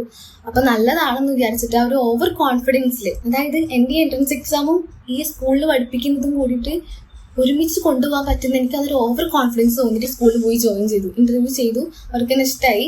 ഒറ്റ ദിവസം തൊട്ടിട്ട് തന്നെ ഞാൻ ആ ഒരു സ്കൂളിൽ പോകാൻ വേണ്ടി തുടങ്ങി. പക്ഷെ ഞാൻ എൻ്റെ ലൈഫിലെടുത്തതിൽ വെച്ചിട്ട് ഏറ്റവും ഫ്ലോപ്പായിട്ട് പോയിട്ടുള്ള ഒരു തീരുമാനമായിരുന്നു അത്. കാരണം നമ്മൾ പൈസ കൊടുത്തിട്ടാണ് ആ ഒരു 1 ഇയർ ഓൺലൈനിലായിട്ട് ആ ഒരു എക്സാമിന് വേണ്ടി പഠിച്ചത്. പക്ഷെ എനിക്ക് എൻ്റെ 100% ആ ഒരു എക്സാമിന് കൊടുക്കാൻ വേണ്ടി പറ്റിയില്ല. കാരണം സ്കൂളിൽ പഠിപ്പിക്കാന്ന് പറഞ്ഞാൽ അത്ര ഈസി ആയിട്ടുള്ള കാര്യമില്ല. നമ്മൾ സ്കൂളിൽ പോയിട്ട് പഠിപ്പിച്ചാൽ മാത്രം പോരാ, തലേ ദിവസം നമ്മളത് വീട്ടിലിരുന്ന് നോക്കണം നാളെ എന്ത് പഠിപ്പിക്കണം എന്നുള്ളത്. 3 ക്ലാസ്സുകളിലും ഫിസിക്സ് ആൻഡ് കെമിസ്ട്രി പഠിപ്പിക്കാൻ ഞാനുണ്ടായിരുന്നു. 8, 9, 10 നല്ല അധികം ബുദ്ധിമുട്ടായിരുന്നു. പിന്നെ എൻ്റെ എക്സാം വരുന്നത് വെക്കേഷൻ ടൈമിലാണ്. പക്ഷെ എൻ്റെ കുട്ടികൾ, എൻ്റെ SLC പിള്ളേർക്ക് ആ സമയത്ത് ഞാൻ പോർഷൻസ് എടുത്ത് തീർക്കണം, അവർക്ക് റിവിഷൻസ് നടത്തണം. അതൊക്കെ എനിക്ക് ഭയങ്കര അധികം ബുദ്ധിമുട്ടായിരുന്നു. ആ സമയത്താണ്, ക്രിസ്മസ് എക്സാമിന്റെ സമയത്താണ് എൻ്റെ അമ്മയ്ക്കൊന്നും വയ്യാണ്ടാവുന്നത്. അപ്പോൾ കോഴിക്കോട് മെഡിക്കൽ കോളേജിലായി. അപ്പോൾ ആ ഒരു സമയത്ത് ഒരുപാട് ദിവസം സ്കൂളിൽ പോകാൻ വേണ്ടി പറ്റില്ല. അങ്ങനെ ലാസ്റ്റ് ഭയങ്കര ബുദ്ധിമുട്ടായി. കാരണം പിള്ളേരുടെ പോർഷൻസ് തീർന്നിട്ടില്ല, റിവിഷൻ ക്ലാസ് സ്റ്റാർട്ട് ചെയ്തിട്ടില്ല. ലാസ്റ്റ് അവിടുത്തെ എക്സാമിന് വരെ പരാതി കിട്ടി എന്നെ പറ്റിയിട്ട്. അതായത് ആ ടീച്ചർ ക്ലാസ് എടുത്ത് തീർന്നിട്ടില്ല. കാരണം അതൊരു ഉത്തരവാദിത്തം എച്ചമ്മിനാണല്ലോ വരാ. അങ്ങനെ പാവ ആ ടീച്ചർ, ലിജി ടീച്ചർ എന്ന് പറയുന്ന എച്ചമ്മിന്റെ പേരിട്ടോ. ടീച്ചർ ഒരുപാട് എന്റെ കാരണം കൊണ്ട് ആളുകളോട് മറുപടി പറയേണ്ടി വന്നിട്ടുണ്ട്. കാരണം നമ്മൾ പറയണല്ലോ, കുട്ടികളുടെ പാരന്റ്സ് ആണ്, നമുക്ക് ഇത്ര പ്രശ്നമെന്ന് പറഞ്ഞിട്ട് കാര്യമില്ല. നമ്മൾ ആ കുട്ടികൾക്ക് പഠിപ്പിക്കാനുള്ളത് നമ്മൾ പഠിപ്പിക്കണം. അവരുടെ ഭാവി നമ്മളെ കാരണം കൊണ്ട് പോകാൻ വേണ്ടി പാടില്ല. പക്ഷെ എന്നിരുന്നാലും അവരുടെ പോർഷൻസ് നല്ല ഭംഗിയായിട്ട് ക്ലിയർ ചെയ്യാൻ വേണ്ടി പറ്റി. ആ സ്കൂളിൽ SLC എക്സാം എഴുതിയിട്ടുള്ള എല്ലാ കുട്ടികളും വിജയിക്കുകയും ചെയ്തിട്ടുണ്ട് കേട്ടോ. പക്ഷെ എൻ്റെ കാര്യത്തിലാണ് ഉണ്ടായത്, എനിക്ക് എൻ്റെ എക്സാം നല്ല രീതിക്ക് എഴുതാൻ വേണ്ടി പറ്റിയില്ല. അതൊരു ഫ്ലോപ്പായിട്ട് പോയി. അപ്പോൾ അമ്മ പറഞ്ഞു സാരില്ല, പ്രാവശ്യം ഇങ്ങനെ ആയല്ലോ, നെക്സ്റ്റ് ഇയർ നമുക്ക് പിടിക്കാന്നൊക്കെ പറഞ്ഞു. ആ ഒരു വെക്കേഷൻ സമയം എന്ന് പറഞ്ഞാൽ എൻ്റെ ലൈഫിൽ ഏറ്റവും നല്ല മൊമെന്റ്സ് ഉണ്ടായിട്ടുള്ള ഒരു സമയമായിരുന്നു ആ ഒരു വെക്കേഷൻ സമയം എന്ന് പറയുന്നത്. എൻ്റെ വീട്ടിൽ എപ്പോഴും പോട്ടോ. എൻ്റെ 2 കസിൻസ് ഉണ്ട്, അബി, ചിന്നു. ഇവരെപ്പോഴും വരും. അമ്മായിയും ഉണ്ട്, ഷൈനിയമ്മായി വരും. ഞങ്ങളെല്ലാവരും കൂടെ ഭയങ്കര വൈബാണ് അവിടെ. അവർ വന്നു കഴിഞ്ഞാൽ പിന്നെ ഞങ്ങളുടെ വീട്ടിൽ ഭയങ്കര ആഘോഷമാണ്. ആ ഒരു വെക്കേഷൻ ശരിക്കും മുതലാക്കിയത് ഞങ്ങളാന്ന് ഞങ്ങൾക്ക് തോന്നാറുണ്ട്. ഞങ്ങൾ വീടിന്റെ അടുത്തുള്ള ആൾക്കാരൊക്കെ പറയും, ചിന്നു അബി വന്നല്ലോ, ഇനിയിപ്പോൾ അവിടെ ഫുള്ള് പാട്ടും കൂത്തൊക്കെ ആയിരിക്കും, ഭയങ്കര ബഹളമൊക്കെ ആയിരിക്കും എന്ന് പറയും. കാരണം അത്രയും എൻജോയ് ചെയ്തിട്ടുണ്ടായിരുന്നു ഞങ്ങൾ ആ ഒരു വെക്കേഷൻ സമയം. അത്രയും എന്ന് പറഞ്ഞാൽ അത്രയും. പക്ഷെ അമ്മയ്ക്ക് എന്ന് പറഞ്ഞാൽ അമ്മയ്ക്ക് ഇപ്പോഴും ഷുഗറിന് പ്രശ്നമുള്ളതുകൊണ്ട് ഞങ്ങൾ എപ്പോഴും ഇങ്ങനെ ഹോസ്പിറ്റലിൽ പോയിക്കൊണ്ടിരിക്കും കേട്ടോ. അമ്മേനെ എല്ലാ ആഴ്ചയിലും കാണിക്കുന്ന ഒരു ഡോക്ടർ ഉണ്ട്. പിന്നെ ഈ ലാസ്റ്റിലെ ചെക്കപ്പിന് പോയ സമയത്ത് ആള് പറഞ്ഞു അമ്മേന്റെ ഷുഗർ ഒക്കെ ഭയങ്കര നോർമലായിട്ടുണ്ട്. കാരണം അമ്മയ്ക്ക് നല്ല കൂടുതലാവും, 300 മുകളിലേക്ക് എപ്പോഴും ഉണ്ടാവുള്ളൂ. പക്ഷെ ആ ഒരു സമയത്ത് അമ്മേന്റെ ഷുഗർ വരെ നോർമലായി. ഒരിക്കലും നടക്കാത്ത കാര്യമായിരുന്നു, പക്ഷെ അത് വരെ നോർമലായി. ഡോക്ടർ പറഞ്ഞു ഇനി നിങ്ങൾ കാണിക്കാൻ വരുന്ന കണ്ടിട്ടോ, ഇനി നിങ്ങൾ മാസത്തിൽ 1 ദിവസം വന്നാൽ മതി എന്നൊക്കെ പറഞ്ഞു. ഭയങ്കര സന്തോഷമായിട്ട് വന്നാ. പക്ഷെ അമ്മയ്ക്ക് അതിന്റെ ഇടയ്ക്ക് ചെറിയൊരു അസുഖം വന്ന്, അതായത് നമ്മുടെ യൂറിനറി ഇൻഫെക്ഷൻ ചെറിയ അസുഖം തന്നെയാണ്, അത്ര വലിയ കൂടുതലൊന്നുമില്ല. പക്ഷെ അമ്മയ്ക്ക് എന്താന്ന് വെച്ചാൽ ഈ യൂറിനറി ഇൻഫെക്ഷൻ വന്നപ്പോൾ ഈ യൂറിൻ ഇങ്ങനെ സ്പോട്ട് ചെയ്ത് പോകാൻ വേണ്ടി തുടങ്ങി. അത് ബുദ്ധിമുട്ടല്ലേ? അതായത് അമ്മയ്ക്ക് ഇത്രയും കാലമായിട്ട് ഷുഗർ ഉള്ളത് കൊണ്ടാണ് അങ്ങനൊരു സംഭവം ഉണ്ടാവുന്നത്. അപ്പൊ അതുകൊണ്ട് തന്നെ ഞങ്ങൾ മെഡിക്കൽ കോളേജിൽ അന്ന് കാണിച്ചിട്ടുണ്ടായിരുന്നു. അപ്പൊ അതിന്റെ കാര്യമായിട്ട് ഞങ്ങൾ ഇടയ്ക്കിടയ്ക്ക് അങ്ങോട്ട് പോകുമായിരുന്നു. പക്ഷെ അതും ഞങ്ങൾക്കൊരു പിക്നിക് പോലെയായിരുന്നു കേട്ടോ. കാരണം ഞാനും എൻ്റെ അനിയത്തിയും കൂടെ അമ്മയുടെ കൂടെ പോവും. എന്നിട്ട് വെക്കേഷൻ ആണല്ലോ, എന്നിട്ട് തൃശ്ശൂർ റൗണ്ടൊക്കെ കറങ്ങിയിട്ടാണ് ഞങ്ങൾ വരിക. അങ്ങനെയൊക്കെ ഇരിക്കുന്നത് ഭയങ്കര സന്തോഷം. ഞങ്ങൾ ഇടയ്ക്കിടയ്ക്ക് കസിൻസും അമ്മയും അമ്മയും എല്ലാവരും കൂടെ പുറത്ത് പോവും. ഞങ്ങൾ അടുത്താണ് കർമ്മ റോഡൊക്കെ ഉള്ളത്. അപ്പൊ അവിടെ പോകും, സിനിമ കാണാൻ വേണ്ടി പോവും. അങ്ങനെ ഭയങ്കര വൈബായിട്ട് ഇങ്ങനെ പോവുമായിരുന്നു. ഭയങ്കര സന്തോഷം എന്ന് പറഞ്ഞാൽ ഭയങ്കര സന്തോഷം. പക്ഷെ സന്തോഷത്തിൽ ഞങ്ങൾ അറിഞ്ഞില്ല, ഞങ്ങളുടെ ഈ സന്തോഷങ്ങളൊക്കെ തീരാൻ പോകുന്നത് ഞങ്ങൾ അറിഞ്ഞിട്ടുണ്ടായിരുന്നില്ല. ഞാൻ എൻ്റെ അമ്മേനെയും കൊണ്ട് ഒരു ദിവസം മെഡിക്കൽ കോളേജിൽ പോയി. യൂറിനറി ഇൻഫെക്ഷന് കാണിക്കാൻ വേണ്ടിയിട്ട് ജനറൽ മെഡിസിനിൽ OP-യിൽ നിൽക്കുകയാണ്. അമ്മേനെ കാണിച്ചു കഴിഞ്ഞിട്ട് ഞാൻ പുറത്തിറങ്ങിയ സമയത്ത് എൻ്റെ കോളിൽ കുറേ കോള് വന്നെടുക്കുന്നുണ്ട്. കുറേ എന്ന് പറഞ്ഞാൽ കുറേ. അപ്പോൾ ഞാൻ പെട്ടെന്ന് പേടിച്ചിട്ട് എന്താ എല്ലാവരും കൂടെ വിളിക്കുന്നത് വെച്ചിട്ട് ഞാൻ അമ്മനോട് പറഞ്ഞു, അമ്മ നിൽക്ക്, ഞാനൊന്ന് വിളിച്ചു നോക്കട്ടെ എന്ന് പറഞ്ഞു. അപ്പം ഞാൻ കോൾ എടുത്ത സമയത്ത് എൻ്റെ അടുത്ത് ഏട്ടൻ പറഞ്ഞു കിങ്ങിണിക്ക് തീരെ വയ്യ, അവൾക്ക് ശ്വാസം മുട്ടിട്ട് ഹോസ്പിറ്റലിൽ കൊണ്ടുപോയിരുന്നു എന്ന് പറഞ്ഞു. അപ്പോൾ രാവിലെ ആണെങ്കിൽ ഞങ്ങൾ അവിടെ നിന്ന് പോരുന്ന സമയത്ത് അവൾക്ക് ട്യൂഷൻ ഉണ്ട്. ആ സമയത്ത് വെക്കേഷനാണ്. അവള് 8ാം ക്ലാസ്സിൽ പാസ്സായിട്ടുണ്ടായിരുന്നു കേട്ടോ. ഞാൻ പറഞ്ഞല്ലോ അവള് ഭയങ്കര അടിപൊളി കുട്ടിയായിരുന്നു. അവളുടെ ലാസ്റ്റ് ഇയറിൽ അവളുടെ സ്കൂളിൽ തന്നെ ഓവറോൾ ബെസ്റ്റ് സ്റ്റുഡൻ്റ് ആയിരുന്നു അവള്. സോ അവളെ പറ്റി ഞങ്ങൾക്ക് ഭയങ്കര പ്രതീക്ഷയായിരുന്നു. എന്നെക്കാളും പക്വതയുള്ള കുട്ടിയായിരുന്നു അവള്. ഓക്കെ, എന്തോ പെട്ടെന്നൊരു ശ്വാസം മുട്ട്, അച്ഛനക്കുള്ള ശ്വാസം മുട്ട് അവൾക്കുണ്ട്. ടെൻഷൻ വന്നു കഴിഞ്ഞാൽ അവൾക്ക് അങ്ങനെ ഉണ്ടാവും. അപ്പോൾ ഞാൻ പറഞ്ഞു ഓക്കെ, നിങ്ങൾ എന്നാലും ഹോസ്പിറ്റലിൽ കൊണ്ടുപോയില്ലേ, ഏട്ടാ ഹോസ്പിറ്റൽ ഉണ്ടല്ലോ, ഞാൻ അമ്മേന്റെ ആ ഒരു യൂറിന്റെ കൾച്ചറിന് ടെസ്റ്റ് കൊടുക്കണ്ട, ആ ടെസ്റ്റ് കൊടുത്തിട്ട് ഞങ്ങൾ വരാൻ പറഞ്ഞു. ഏട്ടൻ പറഞ്ഞു അത് പറ്റില്ല, വേഗം വരണം. അപ്പം ഞാൻ പറഞ്ഞു എന്നാൽ ബസ് കയറാം. അപ്പം ബസ് കയറണ്ട, ബസ്സിനൊന്നും വരണ്ട, ഞങ്ങൾ അവിടെ നിന്ന് വണ്ടി വിളിച്ചിട്ട് പോകാന്നൊക്കെ പറഞ്ഞു. അപ്പം എനിക്ക് എന്തോ ഭയങ്കര ടെൻഷനായിട്ടോ. വണ്ടി വിളിച്ചിട്ട് വരാന്നൊക്കെ പറഞ്ഞാൽ അങ്ങനെ ഭയങ്കര ടെൻഷനായിട്ട് ഞാൻ വീടിൻ്റെ അടുത്തുള്ള ആൾക്കാർക്കൊക്കെ വിളിച്ചുകൊണ്ട് ആരും കോൾ അറ്റൻഡ് ചെയ്യുന്നില്ല. അവസാനം എൻ്റെ ഒരു റിലേറ്റീവ് ഉള്ള ഒരു അങ്കിള് കോൾ എടുത്തു. ആൾക്കറിയില്ല ഞാനാണ് വിളിക്കുന്നതെന്നുള്ളത്. ആളും ചോദിച്ചു എന്താ കിങ്ങിനിക്ക് പറ്റിയെന്ന് ചോദിച്ചു. അടുത്ത വഴിക്ക് ആള് പറഞ്ഞു കിങ്ങിനി സൂയിസൈഡ് ചെയ്തു. വണ്ടിയിലാണ് ഞാൻ. സത്യം പറഞ്ഞാൽ ഷോക്കായിപ്പോയി. സൂയിസൈഡോ? എന്തിനു ചെയ്താന്ന് വിചാരിച്ചു. രാവിലെ പോലും ഞങ്ങൾ ട്യൂഷന് പോകാനുള്ള പൈസ കൊടുക്കാൻ മറന്നിട്ട് ഞങ്ങളെടുത്ത അമ്മ ട്യൂഷനുള്ള പൈസ തന്നിട്ടില്ല എന്ന് പറഞ്ഞ് ചോദിച്ച് വാങ്ങിയ കുട്ടി സൂയിസൈഡ് ചെയ്തെന്ന് പറഞ്ഞപ്പോൾ സത്യമായിട്ടും നല്ല രീതിക്ക് ഷോക്കായി. എനിക്കത് അമ്മേൻ്റെ അടുത്ത് പറയാൻ പറ്റുമോ? ഞാൻ അമ്മേൻ്റെ അടുത്ത് പറഞ്ഞില്ല കേട്ടോ. ഞാൻ അമ്മേൻ്റെ അടുത്ത് പറഞ്ഞില്ല. ഞങ്ങൾ വണ്ടിയിൽ പോയിക്കൊണ്ടിരിക്കുക. അമ്മയും കുറെ ആൾക്കാർക്ക് വിളിക്കാനൊക്കെ നോക്കി. അമ്മയോട് പറഞ്ഞ അമ്മ ആർക്കും വിളിക്കണ്ട, നമുക്ക് അവിടെ പോയിട്ട് നോക്കാളൂ, ഹോസ്പിറ്റലാണ്, കുറ്റിപ്പുറം ഹോസ്പിറ്റലാണ് എന്നൊരു ശ്യാമേട്ടൻ പറഞ്ഞിട്ടുണ്ട്. സോ നമുക്ക് അവിടെ പോയിട്ട് നോക്കാന്ന് പറഞ്ഞിട്ടാണ് വണ്ടിയിലിരിക്കുന്നത്. ഇങ്ങനെയും കൂടി ഈ സൂയിസൈഡിന്റെ കേസ് ഞാൻ കേട്ടപ്പോൾ എനിക്ക് ഭയങ്കര ടെൻഷനായി. പിന്നെ അവിടെ എത്തുന്ന കഴിഞ്ഞ് ഞാൻ ഓരോ ആൾക്കാർക്ക് വിളിച്ചുകൊണ്ടിരിക്കുക. അങ്ങനെ അവിടെ വീടിന്റെ അടുത്തുള്ള ഒരു ഏട്ടനുണ്ട്, ഷീൽ എന്ന് പറഞ്ഞിട്ടൊരു ഏട്ടനുണ്ട്. ഏട്ടനെ ഞാൻ വിളിച്ചപ്പോൾ ഏട്ടനോട് ചോദിച്ചു, ഏട്ടൻ ഞാൻ അറിഞ്ഞ് സംഭവം ഇതാന്ന് ഞാൻ അറിഞ്ഞിട്ടുണ്ട്, എന്തൊക്കെ ഇങ്ങനെയൊക്കെ എന്താ പറ്റിയത് ഓള് സംസാരിച്ച. അപ്പോൾ എന്നോട് ഏട്ടൻ പറഞ്ഞു ഡോക്ടർമാർ നോക്കുന്നുണ്ടടി, ഇങ്ങനെ നോക്കുന്നുണ്ട്, ഈ ടെൻഷനൊന്നും ആവണ്ട, ഓളെ ഉള്ളിലാണ്, ഡോക്ടർമാരോളെ നോക്കുന്നുണ്ട്, പേടിക്കൊന്നും വേണ്ട പറഞ്ഞു. അപ്പോൾ എനിക്കൊരു സമാധാനമായിട്ടോ. പക്ഷെ ഏട്ടൻ പറഞ്ഞതിൽ ഒരു സൈലൻസ് ഉണ്ടായിരുന്നു. ആൾ ശബ്ദം ഇടരുന്ന പോലെ എനിക്ക് ഫീൽ ചെയ്തു. ആള് ഭയങ്കര എനർജറ്റിക് ആയിട്ടുള്ള ഒരു ചേട്ടനാണ്. ആ ചേട്ടൻ്റെ ശബ്ദം അങ്ങനെ ഇടറിയപ്പോൾ എനിക്ക് സംതിങ് ഫിഷിന്ന് പോലെ എനിക്ക് തോന്നി. എൻ്റെ അടുത്ത് പറഞ്ഞു നിങ്ങൾ വീട്ടിലേക്ക് പോകണ്ട, നേരെ ഹോസ്പിറ്റലിലേക്ക് വന്നോളിട്ടാന്ന് പറഞ്ഞു. ഞാൻ ഓക്കെ ഹോസ്പിറ്റലിലേക്ക് വരാമെന്ന് പറഞ്ഞു. അപ്പോൾ ഹോസ്പിറ്റലിൽ എത്താറായിരുന്നു. ഞങ്ങൾ തൃശ്ശൂരിൽ നിന്ന് മലപ്പുറത്തേക്ക് കുറ്റിപ്പുറത്തേക്ക് ഞങ്ങൾ വണ്ടിയിലാണ് വന്നത്. അങ്ങനെ ഞങ്ങൾ ഹോസ്പിറ്റലിൽ എത്താറായി. ഹോസ്പിറ്റലിൽ എത്താറായപ്പോൾ ഒരു ബ്രിഡ്ജിൻ്റെ അവിടെ എത്തി. ഹോസ്പിറ്റലിന് തൊട്ട് മുന്നായിട്ടൊരു ബ്രിഡ്ജുണ്ട്. ആ ബ്രിഡ്ജിലെത്തിയ സമയത്ത് എൻ്റെ നാട്ടിൽ ഈ മരിച്ചു കഴിഞ്ഞാൽ, നമ്മുടെ നാട്ടിൽ ആരെങ്കിലും മരിച്ചു കഴിഞ്ഞാൽ ആ മരണവിവരം അറിയിക്കുന്നൊരു ഗ്രൂപ്പുണ്ട്. ഒരു മരണാനന്തര സഹായ സമിതി എന്ന് പറഞ്ഞൊരു ട്രസ്റ്റ്. ആ ഒരു ട്രസ്റ്റിൻ്റെ ഗ്രൂപ്പുണ്ട്. അതിൽ ഒരു കിങ്ങിൻ്റെ ഫോട്ടോ വന്നു. അവളുടെ ഒരു ഫോട്ടോ താഴത്ത് ഇങ്ങനെയാണ് എഴുതിയിട്ടുള്ളത്: നമ്മുടെ ബാബുവിൻ്റെ മകൾ മരണപ്പെട്ട വിവരം നമ്മളെല്ലാവരും വിട്ടുപോയ വിവരം അറിയിക്കുന്നു എന്നുള്ളത്. അതുവരെ അവൾ ഓക്കെ ആവും. അവള് സൂസൈഡ് ചെയ്തത് എന്തിനാണെങ്കിലും ആ ഒരു കാര്യം അവളോട് ചോദിച്ചിട്ട് അത് ക്ലിയർ ആക്കി കൊടുക്കുന്ന ഉറപ്പിച്ചിരുന്ന എനിക്ക് എന്താ ചെയ്യേണ്ടതെന്ന് അറിയാത്തൊരവസ്ഥയായിരുന്നു. മരിച്ചു നടന്നപ്പോണ്ടായ സിറ്റുവേഷനേ അല്ല എനിക്ക് അവള് പോയി നടന്നപ്പോണ്ടായത്. സത്യം പറഞ്ഞാൽ മരവിപ്പൊന്നുമല്ല തോന്നിയത്, അലറിക്കറിയായിരുന്നു. പക്ഷെ എൻ്റെ കണ്ണിൽ നിന്നൊരു തുള്ളി വെള്ളം പോലും വരുന്നില്ല. ഭയങ്കരമായിട്ട് പാനിക്കായി. എൻ്റെ ലൈഫിൽ 2 തവണയാണ് ഞാൻ അങ്ങനെ കരഞ്ഞിട്ടുള്ളത്. ആദ്യത്തെ തവണ അതായിരുന്നു. ഞാൻ ഉറക്കെ കരയാൻ തുടങ്ങി. അമ്മേൻ്റെ അടുത്ത് പറഞ്ഞു, അമ്മക്ക് ഇങ്ങനെ ഇവിടെ വിട്ടിട്ട് പോയി. അമ്മ ആണെങ്കിൽ ആകില്ലാണ്ടായി. പിന്നെ ഒരു സമാധാനം, ഹോസ്പിറ്റലിൽ എടുത്താണ്. അമ്മയ്ക്ക് ഇൻ കേസ് വയ്യാണ്ടായി കഴിഞ്ഞാലും ആ ഹോസ്പിറ്റലിൽ എടുത്താന്ന് അറിയാലോ. സോ ഹോസ്പിറ്റലിൽ അവിടെ വണ്ടി എത്തിയ നേരത്ത് ഞാൻ വണ്ടിയിൽ നിന്ന് ഇറങ്ങി. എനിക്ക് സത്യം പറഞ്ഞാൽ എന്തൊക്കെയാണെന്ന് നടന്ന കുറേ കാര്യങ്ങൾ എനിക്ക് ഓർമ്മയില്ല. എന്നാലും ഞാൻ വണ്ടി നിർത്തുന്നതിന് മുന്നേ വണ്ടി തുറന്ന് ഞാൻ ഇറങ്ങി. ഞാൻ വണ്ടിയിൽ നിന്ന് വീണു. മഴക്കാലമാണ്. ഡ്രസ്സിലും ഒക്കെ ചളിയായി. എൻ്റെ കാലിൽ ചെറിയ സ്ക്രാച്ച് ഒക്കെ വന്നു. കുറേ ആൾക്കാർ, ഞങ്ങളുടെ നാട്ടിൽ നിന്ന് ഒരുപാട് ആൾക്കാർ ആ ഹോസ്പിറ്റലിൽ വന്ന് നിൽക്കുന്നുണ്ട്. ഞാൻ ഓടി ചെന്നു. ഞാൻ ചോദിച്ചു, നിങ്ങൾക്ക് ശ്വാസം മുട്ടുള്ളതാ? നിങ്ങൾ നല്ലോണം നോക്കിയിരുന്നോ? നല്ലോണം നോക്കിയിട്ടുണ്ട് നിങ്ങൾ? ചിലപ്പോൾ അവൾക്ക് കുഴപ്പമൊന്നുണ്ട്, അവൾക്ക് നല്ലോണം ശ്വാസം മുട്ടില്ലാന്ന് ഞാൻ പറഞ്ഞു. ഡോക്ടർ പറഞ്ഞു അവൾ പോയി, അവൾ പോസ്റ്റ്മോർട്ടത്തിന് ഇപ്പോൾ കൊണ്ടുപോകും, ഇപ്പോൾ വേണമെങ്കിൽ പോയി കാണാമെന്ന് പറഞ്ഞു. അവൾ നോക്കിയപ്പോൾ ആ ഒരു കാഷ്വാലിറ്റി ലാസ്റ്റത്തെ ബെഡിൽ അവളെ കിടത്തിയിട്ടുണ്ട്. എന്നോട് അവനോട് പോയി കാണാൻ പറഞ്ഞു. എന്ത് തോന്നിയില്ല, കാണാൻ തോന്നിയില്ല. ഞങ്ങൾ എടുത്തു വരെ പോയി കാണാണ്ട് തിരിച്ചു പോന്നു. സത്യം പറഞ്ഞാൽ എന്താ ചെയ്യേണ്ടതെന്ന് അറിയില്ല. എനിക്ക് ആ ഒരു സമയത്തിൻ്റെ ഒരു മാറ്റം എന്ന് പറഞ്ഞാൽ തലയ്ക്ക് ഇങ്ങനെ കൈയിട്ടിങ്ങനെ അടിക്കുക, മുടി പിടിച്ച് വലിക്കുക, ദേഷ്യം വരിക, സങ്കടം വരിക, അല്ലെറുക, എന്നാൽ കരയുന്നില്ല. എൻ്റെ അടുത്തൊരു ചേട്ടൻ, എൻ്റെ അച്ഛൻ്റെ ഒരു ഫ്രണ്ട് ഉണ്ട്, പ്രശാന്ത് എന്ന പേര്. ഏട്ടൻ കെട്ടിപ്പിടിച്ചിട്ട് പറഞ്ഞു, കരയല്ലേ, ഈയും കൂടി കരഞ്ഞ അമ്മയ്ക്ക് ഞാൻ ആരാളെന്ന് ചോദിച്ചു. പക്ഷെ ഞാൻ പറഞ്ഞു, എനിക്ക് കരച്ചിൽ വരണില്ല, എൻ്റെ കണ്ണിൽ നിന്നൊരു വെള്ളം പോലും വരണില്ല, പക്ഷെ എനിക്ക് എന്താ ചെയ്യേണ്ടതെന്ന് അറിയില്ല എന്ന് ഞാൻ പറഞ്ഞത്. അന്ന് വീട്ടിലെത്തി. പോലീസ് എൻക്വയറീസ് തുടങ്ങി.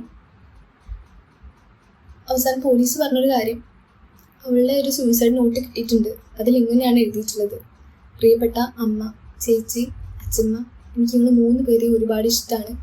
പക്ഷെ ഞാൻ ജീവിച്ചിരുന്നിട്ട് ഇനി ഒരു കാര്യം ഇല്ലാത്തതുകൊണ്ടാണ് ഞാനത് ചെയ്യുന്നതെന്നുള്ളത്. ആ ഒരു കേസിനെ പറ്റിയിട്ട് ഞാൻ കൂടുതലൊന്നും പറയുന്നില്ല. കാരണം ഓൾറെഡി കേസ് ഫയൽ ചെയ്തിട്ടുണ്ട്. ഹയറിംഗ് ഇപ്പോൾ നടന്നുകൊണ്ടിരിക്കുകയാണ്. ഞാൻ മുന്നേ തന്നെ ആ ക്യാപ്ഷനിൽ ഞാൻ എഴുതിയ പോലെ അവൾക്കൊരു 24 വയസ്സുള്ളൊരു ആൺകുട്ടിയായിട്ട് ലവ് റിലേഷനുണ്ടായിരുന്നു. സോ ആ ഒരു റീസണിനെ തുടർന്നിട്ടാണ് അവൾ ചെയ്തിട്ടുള്ളത്. അതിനെപ്പറ്റി കൂടുതൽ കാര്യമാണെങ്കിൽ പറയണമെന്നുണ്ട്. പക്ഷേ കേസൊക്കെ നടന്നുകൊണ്ടിരിക്കുമ്പോൾ ഞാൻ ഇങ്ങനത്തെ ഒരു പ്ലാറ്റ്ഫോമിൽ വന്നിട്ട് അതിനെപ്പറ്റി പറഞ്ഞിട്ടില്ല. കേസിനെ ബാധിക്കുന്നുണ്ടെന്ന് ഞാൻ ഇപ്പോൾ പറയാത്തത്. എന്തായാലും ഹയറിംഗ് കഴിഞ്ഞ് കഴിഞ്ഞാൽ അതിനെ പറ്റിയൊരു ഡീറ്റെയിൽസ് ഞങ്ങൾക്ക് എന്തായാലും പറയുന്നതാണ്. സോ അന്ന് എനിക്ക് തോന്നിയ കാര്യം, അത്രയും വലിയൊരു ആൺകുട്ടി 7ാം ക്ലാസ്സിൽ പഠിക്കുന്ന ഒരു കുട്ടീൻ്റെ അടുത്ത് പ്രണയാത്ര ആർക്കെങ്കിലും തോന്നുമോ? അങ്ങനെ ഒരു പ്രണയം തോന്നുന്നു ആർക്കെങ്കിലും? അവള് പോയതിൻ്റെ ശേഷം എനിക്ക് ഉറപ്പായി എൻ്റെ അമ്മ ഒരിക്കലും ഇങ്ങനെ നല്ലപോലെ ആവില്ല എന്നുള്ളത്. നമ്മുടെ സിറ്റുവേഷൻ വളരെയധികം മോശമായി. അമ്മയ്ക്ക് എപ്പോഴും വയ്യാണ്ടായി. അവള് പോയി കഴിഞ്ഞിട്ട് വെറും 10 മാസം അമ്മ ജീവിച്ചിട്ടുള്ളൂ. പക്ഷെ ആ 10 മാസത്തിലും ഓരോ മാസത്തിലും മിനിമം ഒരു 10-15 ദിവസമെങ്കിലും എൻ്റെ അമ്മ തൃശ്ശൂർ മെഡിക്കൽ കോളേജ് ഹോസ്പിറ്റലിൽ 11ാം വാർഡിൽ കിടക്കാത്ത മാസങ്ങൾ ഉണ്ടായിട്ടില്ല. എല്ലാ മാസവും പോയി കിടക്കും. ഞാനും ഉണ്ടാവും, അമ്മയും ഉണ്ടാവും. സഹായിക്കാൻ ആരുമില്ല. എൻ്റെ ചെറിയൊരു മാമനുണ്ട്, ആൾ കല്യാണം കഴിഞ്ഞിട്ടില്ല. ആളാണ് പിന്നെയും സഹായിക്കാൻ ഞങ്ങൾ കൂടെ ഉണ്ടായിട്ടുള്ളത്. ഞങ്ങൾക്ക് ഇതൊരു റുട്ടീനായിട്ട് മാറി. എല്ലാ മാസത്തിലും അമ്മേനെ ഇങ്ങനെ ഹോസ്പിറ്റലിൽ കൊണ്ടുപോവുക, അഡ്മിറ്റ് ആവുക. അമ്മയ്ക്ക് പെട്ടെന്ന് വെച്ചിട്ട് പ്രഷർ കൂടി, ടെൻഷനായി, ഡിപ്രഷൻ്റെ മരുന്നുകളൊക്കെ സ്റ്റാർട്ട് ചെയ്തു. ഓരോ തവണ ഹോസ്പിറ്റലിൽ കൊണ്ടുപോകുന്ന സമയത്ത് നമ്മുടെ അടുത്ത് നിന്ന് അത്യാവശ്യം പൈസ ഇറങ്ങുന്നുണ്ട്. നമ്മൾക്ക് സഹായിക്കാൻ ആരുമില്ല. ആകെയുള്ളത് ഏട്ടനാണുള്ളത്, എൻ്റെ ഹസ്ബൻഡാണുള്ളത്. ഹസ്ബൻഡിൻ്റെ വീട്ടിലത്തെ കാര്യം നോക്കണം. എൻ്റെ അമ്മയ്ക്ക് വേണ്ടിയിട്ട് ആൾ അത്യാവശ്യം പൈസ ചിലവാക്കിയിട്ടുണ്ട്. അമ്മനെ അത്യാവശ്യം നോക്കിയിട്ടുമുണ്ട്. എനിക്ക് ഭയങ്കര സന്തോഷം ഉള്ളൊരു കാര്യം, എൻ്റെ കല്യാണം കഴിഞ്ഞതാണ്. എൻ്റെ അമ്മേൻ്റെ ആങ്ങളമാരെ നോക്കിക്കോട്ടെ എന്ന് പറഞ്ഞിട്ട് അവർക്ക് എന്നെ വിടാതിരിക്കാം. പക്ഷെ ഒരിക്കൽ പോലും അവരുടെ വീട്ടുകാർ അമ്മേനെ നീ നോക്കണമെന്ന് പറഞ്ഞിട്ട് വിടാതിരുന്നിട്ടില്ല. അവരുടെ വീട്ടുകാരെ ഫുൾ സപ്പോർട്ടോട് കൂടിയിട്ട് തന്നെയാണ് ഞാൻ നമ്മുടെ കൂടെ ഹോസ്പിറ്റലിൽ ഉണ്ടായിട്ടുള്ളത്. ഞാൻ വളരെ കുറച്ച് സമയം മാത്രമാണ് ഹസ്ബൻഡിന്റെ വീട്ടിലുള്ളൂ. കൂടുതലും ഞാൻ അമ്മേന്റെ വീട്ടിലും അമ്മേന്റെ കൂടെ ഹോസ്പിറ്റലായിരിക്കും. അങ്ങനത്തെ ഒരു ലൈഫായിരുന്നു എൻ്റെ അനിയത്തി പോയതിനു ശേഷം ഉണ്ടായിരുന്ന ആ ഒരു വർഷം എനിക്കുണ്ടായിരുന്നു. എൻ്റെ കല്യാണത്തിൽ നിന്ന് മിച്ചം വന്നിട്ടുള്ള 1,00,000 രൂപ എൻ്റെ അനിയത്തിന്റെ പേരിൽ ഞങ്ങൾ ഫിക്സഡ് ഡെപ്പോസിറ്റ് ഇട്ടിട്ടുണ്ടായിരുന്നു. അമ്മ പറഞ്ഞത് നമ്മളൊന്നും ആ സമയത്ത് ഇല്ല എന്നുണ്ടെങ്കിൽ എന്താണ് ലൈഫിൽ സംഭവിക്കാൻ അറിയില്ല. പക്ഷെ അവള് വലുതാകുമ്പോൾ അവൾക്ക് പൈസയ്ക്ക് ആവശ്യം വരുമ്പോൾ അവളുടെ എഡ്യൂക്കേഷന്റെ കാര്യത്തിലായാലും അവളുടെ ജീവിതത്തിൽ അവൾക്ക് പൈസയ്ക്ക് ആവശ്യം അവൾ എടുത്തോട്ടെ എന്ന് പറഞ്ഞിട്ട് അവളുടെ പേരിൽ 1,00,000 രൂപ ഞങ്ങൾ ഫിക്സഡ് ഡെപ്പോസിറ്റ് ഇട്ടിട്ടുണ്ടായിരുന്നു. ആ പൈസ വരെ ഞങ്ങൾക്ക് എടുക്കേണ്ടി വന്നു. അത് മാക്സിമം എടുക്കാതെ നോക്കി. പക്ഷെ ഒരു മൊമെന്റ് എത്തിയപ്പോൾ ആ ഒരു പൈസ പോലും ആവശ്യം വന്നു. കാരണം വേറെ പൈസ ഞങ്ങളുടെ കയ്യിലില്ല. ഇത്രയും വെച്ചിട്ട് നമ്മൾ ആളുകളടുത്ത് കടം ചോദിക്കാം. അന്ന് എനിക്ക് മനസ്സിലായിട്ടുണ്ട് നമ്മൾ അത്രയും നമ്മളെ കൂടെ ആൾക്കാരുണ്ടാവും എന്ന് വിചാരിച്ചിട്ടുള്ള പല ആളുകളും നമ്മളതിനെ ഒരു മൈൻഡ് പോലും ആക്കിയിട്ടില്ല. നമ്മളതിനെ ഒറ്റപ്പെടുത്തിയിട്ടുള്ള അവസ്ഥ എനിക്ക് അന്ന് ഉണ്ടായിട്ടുണ്ട്. നമ്മുടെ കൂടെ ഒരുപാട് ആൾക്കാർ നമ്മൾ വിചാരിക്കും, പക്ഷെ ആരും ഉണ്ടാവില്ല. നമ്മൾ ഒറ്റയ്ക്കാവുന്ന സമയത്ത് നമുക്ക് മനസ്സിലാവുള്ളൂ നമ്മൾ ഒറ്റയ്ക്കേ ഉണ്ടാവുള്ളൂ എന്നുള്ളത്. എൻ്റെ അമ്മ ഐസിയുലായിട്ട് കിടന്നിട്ടുണ്ട്, റെഡ് സോണിൽ കിടന്നിട്ടുണ്ട്, വാർഡിൽ കിടന്നിട്ടുണ്ട്. ഒരു സമയത്ത് ഒരാൾക്കാരും നമ്മളെ സഹായിക്കാനായിട്ട് ഒരു റിലേറ്റീവ്സും ഒരു നെയ്ബേഴ്സും ആരും വന്നിട്ടില്ല. ഇന്ന് ഞങ്ങൾക്ക് മനസ്സിലായി നമുക്ക് നമ്മളേ ഉള്ളൂ. നമ്മുടെ ലൈഫിൽ നമ്മുടെ അച്ഛനും അമ്മയും നമുക്ക് സിബ്ലിംഗ്സ് ഉണ്ടെങ്കിൽ അവരും അത്രേ ഉള്ളൂ. അതിനപ്പുറത്തേക്ക് നമ്മളെ സഹായിക്കാനായിട്ട് ആരും വരില്ല. നമ്മൾ വിചാരിക്കും നമ്മുടെ ഫ്രണ്ട്സ് ഉണ്ടാവും എന്നുള്ളത്. വിരലിൽ ഉണ്ടാവുന്ന ആൾക്കാരുണ്ടാവും, അത്രയും ഫ്രണ്ട്സ് ഉണ്ടാവുമായിരിക്കും സഹായിക്കുന്ന 1-2 പേര്. അതിനപ്പുറത്തേക്ക് ആരും ഉണ്ടാവില്ല. എനിക്ക് അങ്ങനെ ഒരു ഫ്രണ്ട് ഉണ്ടായിരുന്നു. എന്നെ ചെറുപ്പം തൊട്ടിട്ട് എൻ്റെ ബെസ്റ്റ് ഫ്രണ്ട് ആയിരുന്നു നവ്യ എന്ന് പറയുന്ന ഫ്രണ്ട്. എൻ്റെ അതേ സിറ്റുവേഷൻ അവൾക്കുള്ള. അവൾക്ക് സിസ്റ്റർ മാത്രമേ ഉള്ളൂ. അവളുടെ അമ്മ അച്ഛനൊക്കെ മരിച്ചതാണ്. അവൾക്ക് അച്ഛൻ്റെ ജോലി കിട്ടി, അച്ഛൻ ബാങ്കിലായിരുന്നു. അവൾ എന്നെ ഒരുപാട് സമയത്ത് സഹായിച്ചിട്ടുണ്ട്. ഇമോഷണലി ആയാലും ഫിനാൻഷ്യലി ആയാലും എന്നെ സഹായിച്ചില്ല ഒരു ബെസ്റ്റ് ഫ്രണ്ട് അവളാണ്. എൻ്റെ അടുത്ത് എനിക്ക് എന്നും കടപ്പാടേ ഉള്ളൂ. അവൾ എന്നെ ഏറ്റവും കൂടുതൽ മോട്ടിവേറ്റ് ചെയ്യുന്ന എൻ്റെ ഒരു ഫ്രണ്ട് അവളാണ്. നമ്മൾ എന്നും വിളിക്കുക എന്നും കാണുകയൊന്നും ചെയ്യുന്നില്ല, പക്ഷെ നമുക്കൊരു ആവശ്യം വരുന്ന സമയത്ത് എനിക്ക് അവൾ എപ്പോഴും ഉണ്ടായിരുന്നു. പിന്നെ എൻ്റെ കോളേജിലത്തെ ഫ്രണ്ട്സ് എന്നെ ഒത്തിരി സഹായിച്ചിട്ടുണ്ട്. റിപ്പീറ്റഡ് ആയിട്ട് എൻ്റെ അമ്മ അങ്ങനെ ഹോസ്പിറ്റലാവാൻ തുടങ്ങിയപ്പോൾ ഫിനാൻഷ്യലി എൻ്റെ കയ്യിലുണ്ടായിരുന്ന നമ്മുടെ സേവിങ്സ് ആയിട്ടുള്ള ഗോൾഡ് വരെ പോയി. ഇനി ഒരു ഗോൾഡും ബാക്കിയില്ല. അങ്ങനത്തെ ഒരു സിറ്റുവേഷനിൽ എത്തി കഴിഞ്ഞ സമയത്താണ് അമ്മ ICUലായത്. ആ സമയത്ത് വളരെയധികം കുറച്ച് പൈസ ഞങ്ങളുടെ കയ്യിലുള്ളൂ. സത്യം പറഞ്ഞാൽ ആ ഒരു സമയത്തൊക്കെയാണ് നമ്മുടെ മെഡിക്കൽ കോളേജിൽ കൊടുക്കുന്ന പൊതിച്ചോറിന്റെ വില നമുക്ക് മനസ്സിലാവുക. ചില ദിവസങ്ങളിൽ നമ്മുടെ കയ്യിൽ ആകെ 2,000 രൂപയും 3,000 രൂപയ്ക്ക് ഉണ്ടാവുള്ളൂ. കുറേ ദിവസങ്ങൾ നമ്മൾ കിടക്കുമ്പോൾ ഒരു 3-4 ദിവസം കഴിഞ്ഞ് നമ്മുടെ കയ്യിൽ ആകെ അത്ര പൈസയൊക്കെ ഉണ്ടാവുള്ളൂ. പെട്ടെന്നായിരിക്കും പുറത്തുനിന്നൊരു ടെസ്റ്റ് വരിക. നമുക്ക് അപ്പം തന്നെ ചെയ്യേണ്ടതായിരിക്കും. അത്ര സീരിയസ് ആയിട്ടായിരിക്കും ആളുള്ളിൽ കിടക്കുന്നുണ്ടാവുക. അമ്മ ICUയിൽ കിടന്ന സമയത്ത് എനിക്ക് ഇപ്പോഴും ഓർമ്മയുണ്ട്, ഒരു ടെസ്റ്റ് പുറത്തുനിന്ന് ചെയ്യണം എന്ന് പറഞ്ഞു. ആകെ കുറച്ച് പൈസ ഞങ്ങളുടെ കയ്യിലുള്ളൂ. ആ പൈസ വെച്ചിട്ട് ഞങ്ങൾ ടെസ്റ്റ് ചെയ്തു. അന്ന് ഉച്ചയ്ക്ക് ചോറ് കഴിക്കാൻ ഞങ്ങൾക്ക് പൈസ ഇല്ല. ചോറ് വാങ്ങിക്കാൻ പോലും പൈസ ഇല്ല. നമ്മൾ സ്ഥിരമായിട്ട് പൊതിച്ചോറ് അവിടുന്ന് വാങ്ങുന്ന ആൾക്കാരാ. പക്ഷെ അന്നാണ് ശരിക്കും അതിന്റെ ഒരു വില മനസ്സിലായത്. നമ്മളുടെ ഇതേ അവസ്ഥയിൽ എത്ര ആൾക്കാർ ഇവിടെ ഉണ്ടാവും. അങ്ങനെയുള്ള ആളുകൾക്ക് ഒരു നേരത്തെ അന്നം കൊടുക്കുക എന്ന് പറയുന്നത് വലിയൊരു കാര്യമാണ്. ഞാനൊരു DYFIക്കാരിയാണ്. നമ്മൾ ഇതേപോലെ പൊതിച്ചോറ് ഒരു സമയത്ത് ഹോസ്പിറ്റലുകൾക്ക് എത്താൻ വേണ്ടി സഹായിച്ചിട്ടുണ്ടെന്നുള്ള കാര്യത്തിൽ അഭിമാനം തോന്നിയിട്ടുള്ള നിമിഷമായിരുന്നു അത്. എന്നാൽ അമ്മ ICUയിൽ കിടന്നിട്ട് അമ്മ റിക്കവർ ആയിട്ട് വന്നിട്ടോ. അമ്മ മിക്കവാറും അമ്മേനെ അഡ്മിറ്റ് ആക്കി കഴിഞ്ഞിട്ടുണ്ടെങ്കിൽ ഒരു 10-15 ദിവസം അമ്മ ട്യൂബൊക്കെ ഇട്ട് കിടക്കും. മിണ്ടൊന്നുമില്ല. നമുക്ക് പെട്ടെന്ന് ഭയങ്കര ടെൻഷനാവും. അമ്മനെ തിരിച്ചു കിട്ടുമോ എന്നുള്ളൊരു ടെൻഷൻ നമുക്ക് ഉണ്ടാവും.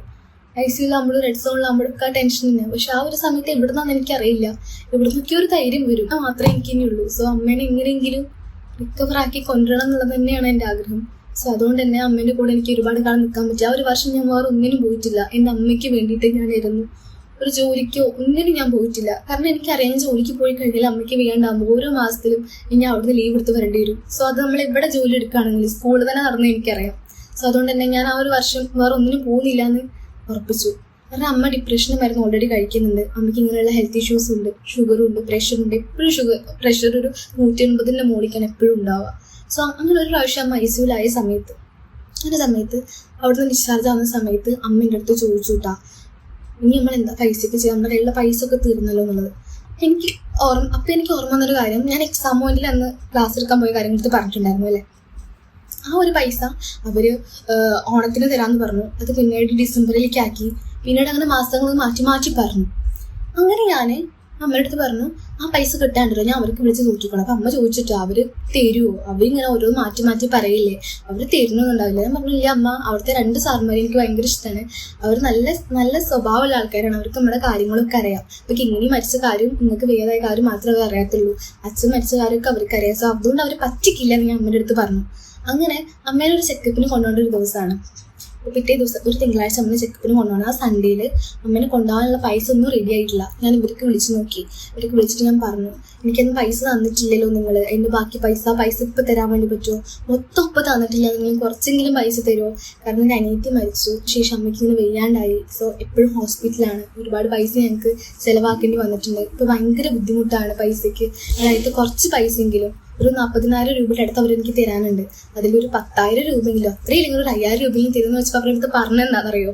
അവരുടെ അടുത്ത് പറഞ്ഞു, ഗൗരി റെക്കോർഡ് ചെയ്ത വീഡിയോസിൽ 18 ചാപ്റ്റേഴ്സ് ഞാൻ എടുത്തിട്ടുണ്ടെന്നുണ്ടെങ്കിലും അവരുടെ കയ്യിൽ ആകെ 8 വീഡിയോസേ ഉള്ളൂ, ബാക്കി 10 കാണാനില്ലാന്ന്. എൻ്റെ അടുത്ത് പറഞ്ഞു 10 കാണാനില്ലെന്ന്. ഞാൻ ചോദിച്ചു, കംപ്ലീറ്റ് ആയിട്ട് ഷൂട്ട് ചെയ്താൽ 10 കാണാനില്ലെന്ന് അത് ഞാനാണ് ഉത്തരവാദി? അവരത് കേൾക്കാൻ പോലും അവർ തയ്യാറാക്കിയില്ല. അവർ പറഞ്ഞു വീഡിയോ കാണാനില്ല, സോ ഞങ്ങൾക്ക് അതുകൊണ്ടൊരു ഉപകാരം ഉണ്ടായിട്ടില്ല, പൈസ തരാൻ പറ്റില്ല എന്ന്. സത്യം പറഞ്ഞാൽ പറ്റിച്ചു. ലൈഫിൽ അങ്ങനെ ഒരു ബാഡ് മൊമെന്റ് ഉണ്ടാവും ഞാൻ ഒരിക്കലും വിചാരിച്ചിട്ടില്ല. അവർ പറ്റുമെന്ന് ഞാൻ ഒരിക്കലും പ്രതീക്ഷിച്ചിട്ടില്ല. എനിക്ക് പറയാനുള്ളത്, ഇതേപോലെയുള്ള കോളേജ് പ്ലേസ്മെന്റ്സ് ഒക്കെ നിങ്ങൾക്ക് ഒരുപാട് വരും. നല്ല രീതിക്ക് ആലോചിച്ച് അവരെ പറ്റി അന്വേഷിച്ചിട്ട് മാത്രം അതിലേക്ക് പോകാൻ വേണ്ടി നോക്കുക. എക്സാം പോയിന്റ് എന്നാണ് ആ ഒരു ആപ്പിന്റെ പേര്. ഒരുപാട് ടീച്ചേഴ്സിന് ഇതേ സെയിം അനുഭവം ആ ഒരു ആപ്പിൽ നിന്ന് ഉണ്ടായിട്ടുണ്ട്. ഒരുപാട് വർക്കുകൾ ചെയ്തിട്ടും അവർ പൈസ കൊടുക്കാതിരുന്നിട്ടുണ്ട്. സോ ഞാൻ ഉറപ്പിച്ച് പറയട്ടെ, ഒരുപാട് ടീച്ചർമാരുടെ കണ്ണീര് വീണിട്ടുള്ള ആ ഒരു സ്ഥാപനം ഒരിക്കലും നല്ല രീതിക്ക് എത്തില്ല. അവർ ഈവൻ എന്റെ സാഹചര്യം പോലും കേൾക്കാൻ പോലും അവർ തയ്യാറായിട്ടില്ല. അവരെന്റെ പൈസയും തന്നിട്ടില്ല. ഈ ഒരു നിമിഷം വരെ അവരെനിക്ക് ആ പൈസ തന്നിട്ടില്ല. അവർ പറയുന്നത് അവരുടെ കയ്യിൽ നിന്ന് വീഡിയോ പോയി പൈസ തരാൻ പറ്റില്ല എന്നുള്ളതാണ്. സോ ഇങ്ങനെയുള്ള സാഹചര്യങ്ങൾ നമ്മുടെ ലൈഫിൽ നമ്മൾ ഇതിന്റെ ഇടയിൽ കൂടെ വരും. ആ സമയത്തൊക്കെയാണ് ശരിക്കും നമ്മൾ നല്ല രീതിക്ക് തകർന്നു പോകും. കാരണം നമ്മുടെ ഒരു പ്രതീക്ഷയാണത്, ആ പൈസ ഉണ്ടല്ലോ എന്നുള്ള പ്രതീക്ഷ. അവർക്ക് ഞാൻ അങ്ങോട്ട് പൈസ ഉണ്ടാക്കി കൊടുത്തിട്ടുണ്ടോ? ഞാൻ സ്കൂളിൽ വർക്ക് ചെയ്ത സമയത്ത് അവരുടെ ഗൈഡ് വാങ്ങാൻ വേണ്ടിയിട്ട് നമ്മുടെ ടീച്ചേഴ്സിനോട് പറഞ്ഞിട്ട് അവർ തന്നിട്ടുള്ള ആ പൈസ വരെ ഞാൻ അവർക്ക് കൊടുത്തിട്ടുണ്ട്. അവർക്ക് അങ്ങോട്ട് ലാഭം ഉണ്ടാക്കി കൊടുത്തു. അപ്പോൾ നമ്മളിവിടെ പച്ചയ്ക്കിപ്പെടാന്നുള്ളത് എനിക്ക് അറിയുന്നുണ്ടായിരുന്നില്ല. ഞാൻ വാങ്ങിയിട്ടുള്ള ഗൈഡ്സിന് വരെയുള്ള പൈസ ഞാൻ അവർക്ക് കൊടുത്തിട്ടുണ്ട്. എനിക്ക് വേണമെങ്കിൽ പറയാം, ഞാൻ ഓൾറെഡി ചെയ്തിട്ടുള്ള വർക്കിന്റെ പൈസ നിങ്ങൾ തരാനുണ്ടെന്ന് എനിക്ക് വേണമെങ്കിൽ പറയാം. അതുപോലും ഞാൻ ചെയ്തിട്ടില്ല. അങ്ങനെ ഒരു പറ്റിക്കപ്പെടൽ എന്റെ ലൈഫിൽ എനിക്ക് സംഭവിച്ചിട്ടുണ്ട്. എന്റെ ലൈഫിൽ നടന്നിട്ടുള്ള ഏറ്റവും വലിയൊരു സ്കാമുകളിൽ ഒന്നായിരുന്നു എക്സാം പോയിന്റ് എന്ന് പറഞ്ഞ ഒരു ആപ്പും അതിന്റെ ഓണേഴ്സ് ആയിട്ടുള്ള ഈ 2 പേരും. അവളുടെ പേരൊന്നും ഞാൻ പറയുന്നില്ല. എക്സാം പോയിന്റ് എന്നാണ് ആ ഒരു ആപ്പിന്റെ പേര്. മെയിനായി പിറ്റത്തെ ചെക്കപ്പിന് കൊണ്ടുപോകാനുള്ള പൈസ പോലും എനിക്ക് റെഡി ആയിട്ടില്ല. എന്നാലും എന്റെ ഹസ്ബൻഡ് ഇവിടെ നിന്നൊക്കെ പൈസ ഒപ്പിച്ച് തന്നിട്ടോ. ഇവനെ കൊണ്ടുപോകാനുള്ള പൈസ എനിക്ക് ഒപ്പിച്ചു തന്നു. ഞാൻ ഇവിടുന്ന് രാവിലെ എൻ്റെ വീട്ടിൽ നിന്ന്, ഹസ്ബൻഡിന്റെ വീട്ടിൽ നിന്ന് അമ്മേന്റെ വീട്ടിലേക്ക് പോയി. ഞാൻ അവിടെ ചെന്ന സമയത്ത് കാണുന്നത് എൻ്റെ അമ്മ ഒട്ടും വയ്യാണ്ട് കിടക്കുക. ഒട്ടും എന്ന് പറഞ്ഞാൽ ഒട്ടും വയ്യ. ആ ഒരു കണ്ടീഷനിൽ ആളെനെ ഞാൻ ചെക്കപ്പിന് കൊണ്ടുപോയാൽ ഉറപ്പായിട്ടും ആളെനെ അവിടെ അഡ്മിറ്റ് ആക്കും. എനിക്കാണെങ്കിലോ അന്ന് എന്തോ വല്ലാത്തൊരു തലവേദനയും വന്നിട്ടുണ്ട്. എനിക്ക് ഇടയ്ക്കിടയ്ക്ക് സൈനസൈറ്റിസ് ഉണ്ടാവുക. സോ എനിക്ക് അതിന്റെ തലവേദനയുണ്ട്. അവിടെ ചെന്നപ്പോൾ എനിക്ക് ആകെ ടെൻഷനായി. എൻ്റെ പൈസ ഇല്ല കൊണ്ടുപോകാൻ, അവിടെ ആരുമില്ല, ഞാൻ മാത്രമേ ഉള്ളൂ. മാമന്മാരൊന്നും അവിടെ ഇല്ല, ഞാനും അമ്മയും മാത്രമേ ഉള്ളൂ. എനിക്ക് ഭയങ്കര ടെൻഷനായി. എനിക്ക് ആലോചിച്ചിട്ട് ഒരു എത്തുംപിടി കിട്ടുന്നില്ല. ഞാൻ എൻ്റെ ലൈഫിൽ സൂയിസൈഡിന് ശ്രമിച്ചത് അന്നാണ്. ശരിക്കും സൂയിസൈഡ് ഒന്നിനും പരിഹാരം എല്ലാം എന്നറിയാമെങ്കിലും കൂടെ എല്ലാം കൂടെ ആലോചിച്ചപ്പോൾ എനിക്ക് ഭയങ്കര ടെൻഷനായി. അച്ഛൻ പോയി, എൻ്റെ പിന്നാലെ അനിയത്തി പോയി, എൻ്റെ ശേഷം എൻ്റെ അമ്മ ഇങ്ങനെയായി. എൻ്റെ വീട് പോലും അടച്ചിട്ട് കിടക്കുകയാണ്. എൻ്റെ വീട് പോലും ഇല്ല. അമ്മേൻ്റെ വീട്ടുകാരാണ് നോക്കിയിട്ടുണ്ടായിരുന്നത്. അനിയത്തി മരിച്ചപ്പോൾ അമ്മേൻ്റെ വീട്ടിലേക്ക് കൊണ്ടുപോയി എൻ്റെ വീട് ഫുള്ളായിട്ട് അടച്ചിടുകയാണ് ചെയ്തത്. എല്ലാം കൂടെ അടച്ചു ഞാൻ വിചാരിച്ചു, എന്തുകൊണ്ട് എൻ്റെ ലൈഫിൽ മാത്രം ഇങ്ങനെ സംഭവിക്കണം? ഫുൾ പ്രശ്നങ്ങൾ മാത്രമേ ഉള്ളൂ, സന്തോഷങ്ങളൊന്നുമില്ല. സോ ഇനി ജീവിച്ചിരുന്നിട്ട് കാര്യമില്ല, മരിക്കണം എന്ന് എനിക്കപ്പോൾ തോന്നി. ഇവൻ എൻ്റെ ഇതേ പ്രായത്തിലുള്ള കുട്ടികളെ സന്തോഷിച്ച് നടക്കുമ്പോൾ എൻ്റെ ലൈഫിൽ നടക്കുന്ന എന്താ? ഫുൾ സ്ട്രഗിൾസും കാര്യങ്ങളും മാത്രമേ ഉള്ളൂ. സർവൈവലാണ്, പക്ഷെ ഓടി എത്തുന്നില്ല. സങ്കടങ്ങൾ കൂടാന്നല്ലാതെ ഒന്നും സംഭവിക്കുന്നില്ല. എൻ്റെ അനിയത്തിന്റെ മരണത്തിന് കാരണമായിട്ടുള്ള ആളുകൾ വരെ ഭയങ്കര ഹാപ്പി ആയിട്ട് നടക്കുക. അപ്പോഴും നമ്മളിവിടെ കഷ്ടപ്പെട്ടുകൊണ്ടിരിക്കുക. എനിക്ക് ആലോചിച്ചപ്പോൾ ഒന്നും തോന്നിയില്ല.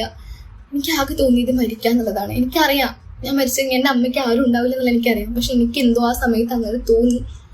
എൻ്റെ അമ്മ കഴിച്ചുകൊണ്ടിരിക്കുന്ന ഡിപ്രഷൻ്റെ മരുന്നുകളിലുള്ള ഒരു സ്ലീപ്പിംഗ് പിൽസ് ഉണ്ട്. ആ സ്ലീപ്പിംഗ് പിൽസ് ഒരു 8 എണ്ണം ഞാൻ എടുത്ത് കഴിച്ചു. പിന്നെ എനിക്ക് ബോധമൊന്നുമില്ല. പിന്നെ ഞാൻ നോക്കുമ്പോൾ എന്നെ അടുത്തുള്ള കുറ്റിപ്പുറം ഹോസ്പിറ്റലിൽ കൊണ്ടുപോയി. അവിടുന്ന് വയറൊക്കെ ക്ലീൻ ചെയ്തു. അവർ പറഞ്ഞു മെഡിക്കൽ കോളേജിൽ കൊണ്ടുപോകണമെന്ന് പറഞ്ഞു. അങ്ങനെ മെഡിക്കൽ കോളേജിൽ പോയി. എൻ്റെ അമ്മ കിടന്ന അതേ വാർഡിൽ അതേ ഡോക്ടേഴ്സ് എന്നെ നോക്കി. 11ാം വാർഡിൽ ഞാനും കിടന്നു. ഒരുപാട് നഴ്സുമാർ വന്നിട്ട് പറഞ്ഞു, കാരണം സ്ഥിരമായിട്ട് അവർക്ക് അറിയാം, എന്നെ അറിയാം. അവർ പറഞ്ഞു ഈയും കൂടി ഇങ്ങനെ ചെയ്ത അമ്മയ്ക്ക് ഇനി ആരാളെയും ചോദിച്ചു. പക്ഷെ സത്യം പറഞ്ഞാൽ എനിക്കൊന്നും പറയാൻ പറ്റുന്നുണ്ടായിരുന്നില്ല. എപ്പോഴും എന്തൊക്കെ ടാസ്കുകൾ വരികയാണെങ്കിലും അതിന് ഞാനിങ്ങനെ ജസ്റ്റ് ചിരിച്ചുകൊണ്ട് അതിജീവിച്ചിരുന്ന ഒരാളായിരുന്നു ഞാൻ. പക്ഷെ ആ ഒരു കാര്യം ഞാൻ ചെയ്തു കഴിഞ്ഞപ്പോൾ ഞാൻ ആകെ സത്യം പറഞ്ഞാൽ മെന്റലി ഞാൻ ഭയങ്കര ഡൗൺ ആയി.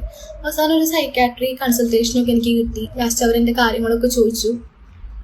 അവര് ചോദിച്ചു, ഇനി മരിക്കില്ലല്ലോ അല്ലേ, മരിക്കാനുള്ള പൂതി തീർന്നില്ലേ? നിന്റെ അടുത്ത് ചോദിച്ചു. ഞാൻ പറഞ്ഞു ഇല്ല, എനിക്ക് ഇപ്പോഴും സ്റ്റിൽ മരിക്കണം തന്നെയാണ് ആഗ്രഹം. അത് പറഞ്ഞ് ഞാൻ ഒരുപാട് കരഞ്ഞു. അവരെൻ്റെ കാര്യങ്ങളൊക്കെ ചോദിച്ചു. എനിക്കുണ്ടായില്ല ട്രോമാസ്, എൻ്റെ ലൈഫിലത്തെ എല്ലാ കാര്യങ്ങളും പറഞ്ഞ് കേട്ടിട്ട് ഇവരെന്നെ നോക്കിയിരുന്ന ആ ഡോക്ടർ ഒരു ചേച്ചിയാണ്, അവർക്കൊരു 10-30 വയസ്സിന് താഴെ ഉണ്ടാവുള്ളൂ. ചേച്ചി കരഞ്ഞു. എന്നോടത്ത് പറഞ്ഞു കരയണ്ട, എല്ലാം ശരിയാവും. ഞാൻ പറഞ്ഞു എനിക്ക് ശരിയാവുന്ന എനിക്കൊരു പ്രതീക്ഷയില്ല. ലാസ്റ്റ് അവർ എന്നെ ചെക്ക് ചെയ്ത് എൻ്റെ പാസ്റ്റൊക്കെ കേട്ട് എഴുതി ഒരു ലാസ്റ്റ് ഡിഫൈൻ ചെയ്തത് എനിക്ക് സിവിയർ ഡിപ്രഷനാണ് വിത്തൗട്ട് സൈക്കോസിസ്. ടാബ്ലറ്റ്സും തന്നു. ആ ടാബ്ലറ്റ്സ് ഇപ്പം ഇന്ന് വരെ ഞാൻ കഴിക്കുന്നുണ്ട്. എല്ലാവരും ചോദിച്ചു എങ്ങനെയാണ് ഇത്രയും പ്രശ്നങ്ങളൊന്നൊക്കെ തരണം ചെയ്ത് വന്നതെന്നുള്ളത്. നമ്മൾക്ക് അങ്ങനെ വെറുതെ അങ്ങനെ തരണം ചെയ്ത് വരാനൊന്നും പറ്റില്ല. നമ്മൾ ഇത്രയും കാര്യങ്ങൾ, ആരും കാണാത്ത കരഞ്ഞു പോയിട്ടുള്ള രാത്രികളുണ്ട്, ആരും കാണാത്തുണ്ടായിട്ടുള്ള പാനിക് അറ്റാക്സ് ഉണ്ട്. ഇതൊക്കെ നമ്മൾ റിക്കവറായി വന്നിട്ടാണ് നമുക്ക് ഇത്രയും ധൈര്യം നമുക്ക് കിട്ടുന്നത്. ഡിപ്രഷൻ്റെ മരുന്ന് സ്റ്റാർട്ട് ചെയ്ത ആ ഒരു സമയത്ത് പിന്നീട് ഓൾറെഡി ഞാൻ എക്സ്പോസ്ഡ് ആയല്ലോ. അടുത്ത ഹോസ്പിറ്റലിൽ നിന്ന് ഡിസ്ചാർജ് ആയി ഞാൻ വന്ന സമയം തൊട്ട് ഒരു മാസത്തോളം ഞാൻ അനുഭവിച്ച ഒരു ജീവിതം റൂമിൻ്റെ ഉള്ളിൽ തന്നെയാണ് ഫുൾ ടൈം. ഹസ്ബൻഡിൻ്റെ വീട്ടിൽ റൂമിൻ്റെ ഉള്ളിൽ ഫുൾ ടൈം. ഒരാൾ വിളിച്ച ഫോൺ അറ്റൻഡ് ചെയ്യാൻ തോന്നുന്നില്ല. ഫോണിന് നോട്ടിഫിക്കേഷൻ വരെ നമുക്ക് ഭയങ്കരധികം ഡിസ്റ്റർബൻസ് ആയിട്ട് തോന്നുക. സൗണ്ടുകൾ കേൾക്കാൻ ഇഷ്ടമില്ല. ഈവൻ ഇരുട്ട് പേടിയുള്ള ആളാണ് ഞാൻ. എനിക്ക് ഇരുട്ടിനോടായി പിന്നീട് സ്നേഹം. ലൈറ്റ് ഓൺ ചെയ്യുന്നത് ഇഷ്ടമില്ലാണ്ടാവുക. എപ്പോഴും കാലിങ്ങനെ ഷെയ്ക്ക് ചെയ്തുകൊണ്ടിരിക്കുക. ഇടയ്ക്കിടയ്ക്ക് നമ്മുടെ തലക്കടിക്കാൻ തോന്നുക, നമ്മളെ കൂടുതൽ വേദനിപ്പിക്കാൻ തോന്നുക. എനിക്കറിയില്ലാതെ എന്ത് സിറ്റുവേഷൻ. ഞാൻ ഡോക്ടറെ അടുത്ത് പറഞ്ഞു. ഡോക്ടർ പറഞ്ഞു ചില ആളുകൾക്ക് ഇങ്ങനെയൊക്കെ ഉണ്ടാവും. ഡോക്ടറിൻ്റെ അടുത്ത് പറഞ്ഞു ചില സമയത്ത് നമ്മുടെ ചാർജറിൻ്റെ ആ ഒരു കേബിളില്ലേ, കേബിൾ വെച്ചിട്ട് നമ്മുടെ കയ്യിലും കാലിലും ഇങ്ങനെ അടിക്കാൻ തോന്നും. അപ്പോൾ നമുക്ക് വേദന കിട്ടുമല്ലോ. അപ്പം എന്തൊരു ആശ്വാസമൊക്കെ തോന്നുന്ന പോലെ. സ്ലീപ്പിംഗ് പിൽ ഉണ്ടായിരുന്നു. അതിൽ സ്ലീപ്പിംഗ് പിൽ ഇല്ലാതെ ഉറങ്ങാൻ പറ്റാത്തൊരവസ്ഥ വരെ എനിക്കുണ്ടായിരുന്നു. സ്ലീപ്പിംഗ് പിൽ ഇല്ലെങ്കിൽ അതൊന്നും എനിക്ക് ഉറങ്ങാൻ വേണ്ടി പറ്റില്ല. അങ്ങനത്തെ സിറ്റുവേഷനിലേക്ക് വരെ ഞാൻ എത്തിയെന്നല്ല, എൻ്റെ ലൈഫും എൻ്റെ സിറ്റുവേഷൻസും എന്നെ എത്തിച്ചു എന്ന് വേണം പറയാൻ. ഇത്രയും സങ്കടങ്ങളൊക്കെ കഴിഞ്ഞിട്ട് പെട്ടെന്നൊരു ദിവസം ഭയങ്കര ഹാപ്പിനെസ് ആയി ഞങ്ങളുടെ ലൈഫിൽ. അതായത് എനിക്ക് പെട്ടെന്നൊരു വയറുവേദന വന്നിട്ട് ഞാൻ ഹോസ്പിറ്റലിൽ പോയപ്പോഴാണ് അറിയുന്നത് ഞാൻ പ്രഗ്നൻ്റ് ആണെന്നുള്ളത്. 2 വർഷമായിരുന്നു ആ സമയത്ത് ഞങ്ങൾ കല്യാണം കഴിഞ്ഞിട്ട്. അപ്പോൾ ഒരു കുഞ്ഞ് വരാമെന്ന് പറയുമ്പോൾ എന്തായാലും സന്തോഷമുള്ളൊരു കാര്യമാണ്. പക്ഷെ സത്യം പറഞ്ഞാൽ ഞാനാകെ ടെൻസ്ഡ് ആവുകയാണ് ചെയ്തത്. ഞാനിത് അറിഞ്ഞപ്പോൾ ഏട്ടനെ വിളിച്ച് പറഞ്ഞു പ്രഗ്നൻ്റ് ആട്ടോ. ആൾക്ക് ഭയങ്കര സന്തോഷമായി. എന്നെ കാണിച്ചപ്പോഴും ഞാനിനി പ്രഗ്നൻ്റ് ആയി, എനിക്ക് റെസ്റ്റൊക്കെ പറഞ്ഞു കഴിഞ്ഞാൽ അമ്മയ്ക്ക് ഇനിയിപ്പോൾ എന്താവും, അമ്മേൻ്റെ സിറ്റുവേഷൻ എന്താവും, അമ്മേനെ ആരും നോക്കും, ഈ കാര്യങ്ങളൊക്കെ ആലോചിച്ചിട്ടാണ്. പിന്നെ ഞാൻ അമ്മേൻ്റെ അടുത്ത് പറഞ്ഞു. അമ്മേൻ്റെ അടുത്ത് പറയുമ്പോൾ ഭയങ്കര കരഞ്ഞിട്ടാണ് ഞാൻ പറയുന്നത്. കരച്ചിൽ പറഞ്ഞാൽ ഭയങ്കര കരച്ചിൽ. ഞാൻ അമ്മയോട് പറഞ്ഞു അമ്മ പ്രഗ്നൻ്റ് ആണ്, പക്ഷെ എനിക്ക് ഭയങ്കര സങ്കടമായിട്ടുണ്ട്, ഞാൻ അമ്മേനെ ഞാരെ നോക്കാൻ എനിക്ക് അറിയില്ല, അങ്ങനെയൊക്കെ ആലോചിച്ചിട്ട് ഭയങ്കര കരച്ചിൽ. അമ്മയും കരയും ഞാനും കരയാം.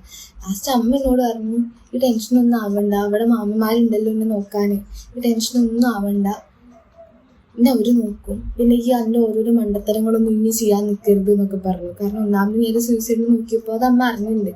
അപ്പം അമ്മ പറഞ്ഞു ഇനി അതേപോലെയുള്ള മണ്ടത്തരങ്ങളൊന്നും കുട്ടി ചെയ്യണ്ട, ഇത് ദൈവം തന്ന കുട്ടിയെന്ന് പറഞ്ഞാൽ മതി. എല്ലാവരും അങ്ങനെ ദൈവം തന്നതാ ദൈവം തന്ന അങ്ങനെ പറയാണ്.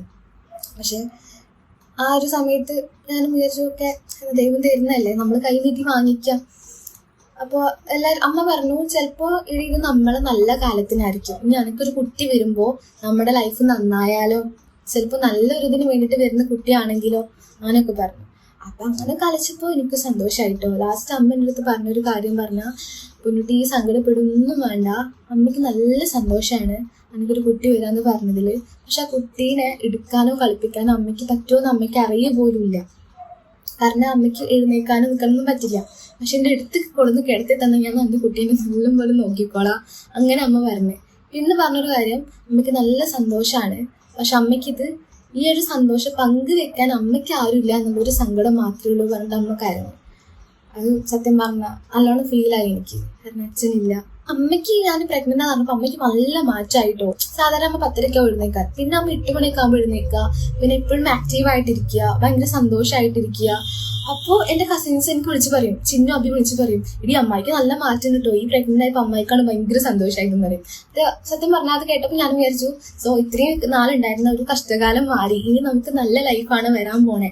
കാരണം അമ്മ പോലും കിങ്ങിണി മരിച്ചതിൻ്റെ ശേഷം, കിങ്ങിണി പോയതിൻ്റെ ശേഷം അമ്മ ഇത്രയും ഹാപ്പി ആയിട്ടിരിക്കുന്നത് അപ്പോഴാണ്. അപ്പോൾ ഞാൻ വിചാരിച്ചു ഇനി അങ്ങോട്ടുള്ള കാലം നല്ലതായിരിക്കും, ഇതുവരെ കഴിഞ്ഞതൊക്കെ കഴിഞ്ഞ് സന്തോഷിച്ച് വന്നതായിരുന്നു. ഇവിടെ ഹസ്ബൻഡിൻ്റെ വീട്ടിൽ പിന്നെ ഫുൾ റെസ്റ്റ്. ഒരു ദിവസം അമ്മ പെട്ടെന്ന് വിളിച്ചിട്ട് പറഞ്ഞു, അമ്മ പറഞ്ഞു പൊന്നിട്ട് അമ്മയ്ക്ക് തീരെ വെയിടി, അമ്മയ്ക്ക് എന്താ പറ്റണമെന്ന് അറിയില്ല, എൻ്റെ മോൾക്ക് ആകെ വീർത്തിട്ടുണ്ട്, നല്ലോണം നീര് വന്നിട്ടുണ്ട്, അമ്മേനൊന്ന് ഹോസ്പിറ്റലിൽ കൊണ്ടുപോകും. അപ്പം ഞാൻ പറഞ്ഞു ഞാനും വരാൻ പറഞ്ഞു. അപ്പം അമ്മ പറഞ്ഞു ഈ എങ്ങനെയാ വരുന്നത്, ഞങ്ങൾക്ക് റെസ്റ്റ് അല്ലേ, ഈ അവിടെ ഇരുന്നോ, ഈ ഒന്നും കുട്ടിമാമനക്ക് വിളിച്ച് പറഞ്ഞാൽ മതി, അവനോട് കൊണ്ടുപോകാൻ പറഞ്ഞാൽ മതി എന്ന് പറഞ്ഞു.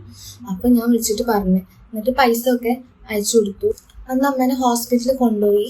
അന്ന് ആ സമയത്ത് എൻ്റെ അമ്മമ്മയ്ക്ക് വയ്യാണ്ടായിട്ട് എൻ്റെ അമ്മമ്മേൻ്റെ അനിയത്തിയാണ് അമ്മേൻ്റെ കൂടെ ഹോസ്പിറ്റലിൽ നിന്നത്. അമ്മ ഹോസ്പിറ്റലായി. എനിക്ക് ഭയങ്കര ടെൻഷനായിട്ടോ, ഇനിയിപ്പോൾ എന്താവും എന്നറിയില്ലല്ലോ, കാരണം ഞാൻ അവിടെ ഇല്ല. മാമ മാത്രം എന്ത് ചെയ്യും എന്നുള്ളത് എനിക്ക് ഭയങ്കര കൺഫ്യൂഷനായിരുന്നു. ആളൊന്ന് കുറേ കഷ്ടപ്പെട്ടിട്ടുണ്ട്. അമ്മയ്ക്ക് ബോധമില്ലാതെ അമ്മ കുറേ ദിവസം കിടന്നു. അപ്പോഴൊക്കെ മാമൻ തന്നെയാണ് അവിടെ ഉണ്ടായിരുന്നത്. പാവം എനിക്ക് മാമൻ ഭയങ്കര ഇഷ്ടമാണ്. കാരണം അവൾ എത്ര പേര് അങ്ങനെ ചെയ്യുമെന്ന് എനിക്കറിയില്ല. അത്രയും മാമൻ എൻ്റെ അമ്മേനെ നല്ല രീതിക്ക് നോക്കിയിട്ടുണ്ട്. എത്ര ആങ്ങളമാരങ്ങനെ ചെയ്യുന്ന സത്യമായിട്ട് എനിക്ക് അറിഞ്ഞൂടാ. എനിക്ക് പെട്ടെന്ന് നല്ല രീതിക്കൊരു വയറുവേദന വന്നു. വയറുവേദന പറഞ്ഞാൽ ഭയങ്കര വയറുവേദന. കുറേയും കൂടി നേരം കഴിഞ്ഞപ്പോൾ ബ്ലഡ് നല്ലോണം ബ്ലീഡായിട്ട് വരാൻ തുടങ്ങി. നല്ല ബ്ലീഡിങ്. എനിക്ക് വേദന സഹിക്കാൻ പറ്റുന്നില്ല, ഈ ബ്ലീഡിങ് നിൽക്കുന്നുമില്ല. പേടൊക്കെ പെട്ടെന്ന് കില്ലാവുന്നുണ്ടായിരുന്നു. അപ്പോൾ ഇവിടെ ഹോസ്പിറ്റലിലേക്ക് എത്തി. അവിടെ എത്തിക്കഴിഞ്ഞ് അവർ ചെക്ക് ചെയ്ത് അവർ പറഞ്ഞു അവിടെ പറ്റില്ല, നമ്മൾ മെഡിക്കൽ കോളേജിലേക്ക് കൊണ്ടുപോകണം. ആംബുലൻസിലാണ് അവിടുന്ന് കൊണ്ടുപോയത്. സത്യം പറഞ്ഞാൽ ഞാൻ ഒരുപാട് തവണ എൻ്റെ അമ്മേനെ കൊണ്ടുപോകാൻ വേണ്ടിയിട്ട് അമ്മയുടെ കൂടെ ബൈസ്റ്റാൻഡറായിട്ട് ആംബുലൻസിൽ പോയിട്ടുണ്ട്. എപ്പോഴും അങ്ങനെയാണ്. അമ്മയ്ക്ക് വേണ്ടാകുമ്പോൾ നമ്മൾ എടുത്തുള്ള ഹോസ്പിറ്റലിൽ കൊണ്ടുപോയാൽ അവർ വരെ മെഡിക്കൽ കോളേജിൽ സ്ഥിരം കാണിക്കുന്ന അങ്ങോട്ട് കൊണ്ടുപോകുമെന്ന് പറഞ്ഞിട്ട് 108 വിളിക്കും, അതിൽ കയറിപ്പോവും. അപ്പോൾ നമുക്ക് ശീലമായിട്ടുള്ള കാര്യമാണ്. പക്ഷേ എനിക്ക് വയ്യാണ്ടായിട്ട് ആംബുലൻസിൽ പോകുന്നത് ആദ്യമായിട്ടായിരുന്നു. ആ ആംബുലൻസിൽ കയറുന്ന സമയത്ത് എനിക്ക് കുഴപ്പമൊന്നും ഉണ്ടായിരുന്നില്ല. പക്ഷെ കുറച്ചൊന്നും കഴിഞ്ഞപ്പോൾ എനിക്ക് വേദന സഹിക്കാൻ പറ്റുന്നില്ല. സീരിയസ്ലി ഒട്ടും എന്ന് പറഞ്ഞാൽ ഒട്ടും വേദന സഹിക്കാൻ പറ്റുന്നില്ല. ഞാനൊന്ന് ആഗ്രഹിച്ചൊരു കാര്യമാണ് ആർക്കും ഇത്രയും വേദന ഒന്നും കൊടുക്കരുതേ എന്നുള്ളത്. കാരണം അത്രയും വേദനയായിരുന്നു, എനിക്ക് സഹിക്കാൻ പോലും പറ്റുന്നില്ല. എനിക്ക് എന്താ പറയുക, പ്രഷറൊക്കെ ആകെ ലോവായി, നല്ലോണം വയ്യാത്തൊരവസ്ഥയായി. ഞാൻ ഭയങ്കര കരച്ചിലായിരുന്നു ആംബുലൻസിൽ കിടന്നിട്ട്. മെഡിക്കൽ കോളേജിലെത്തി.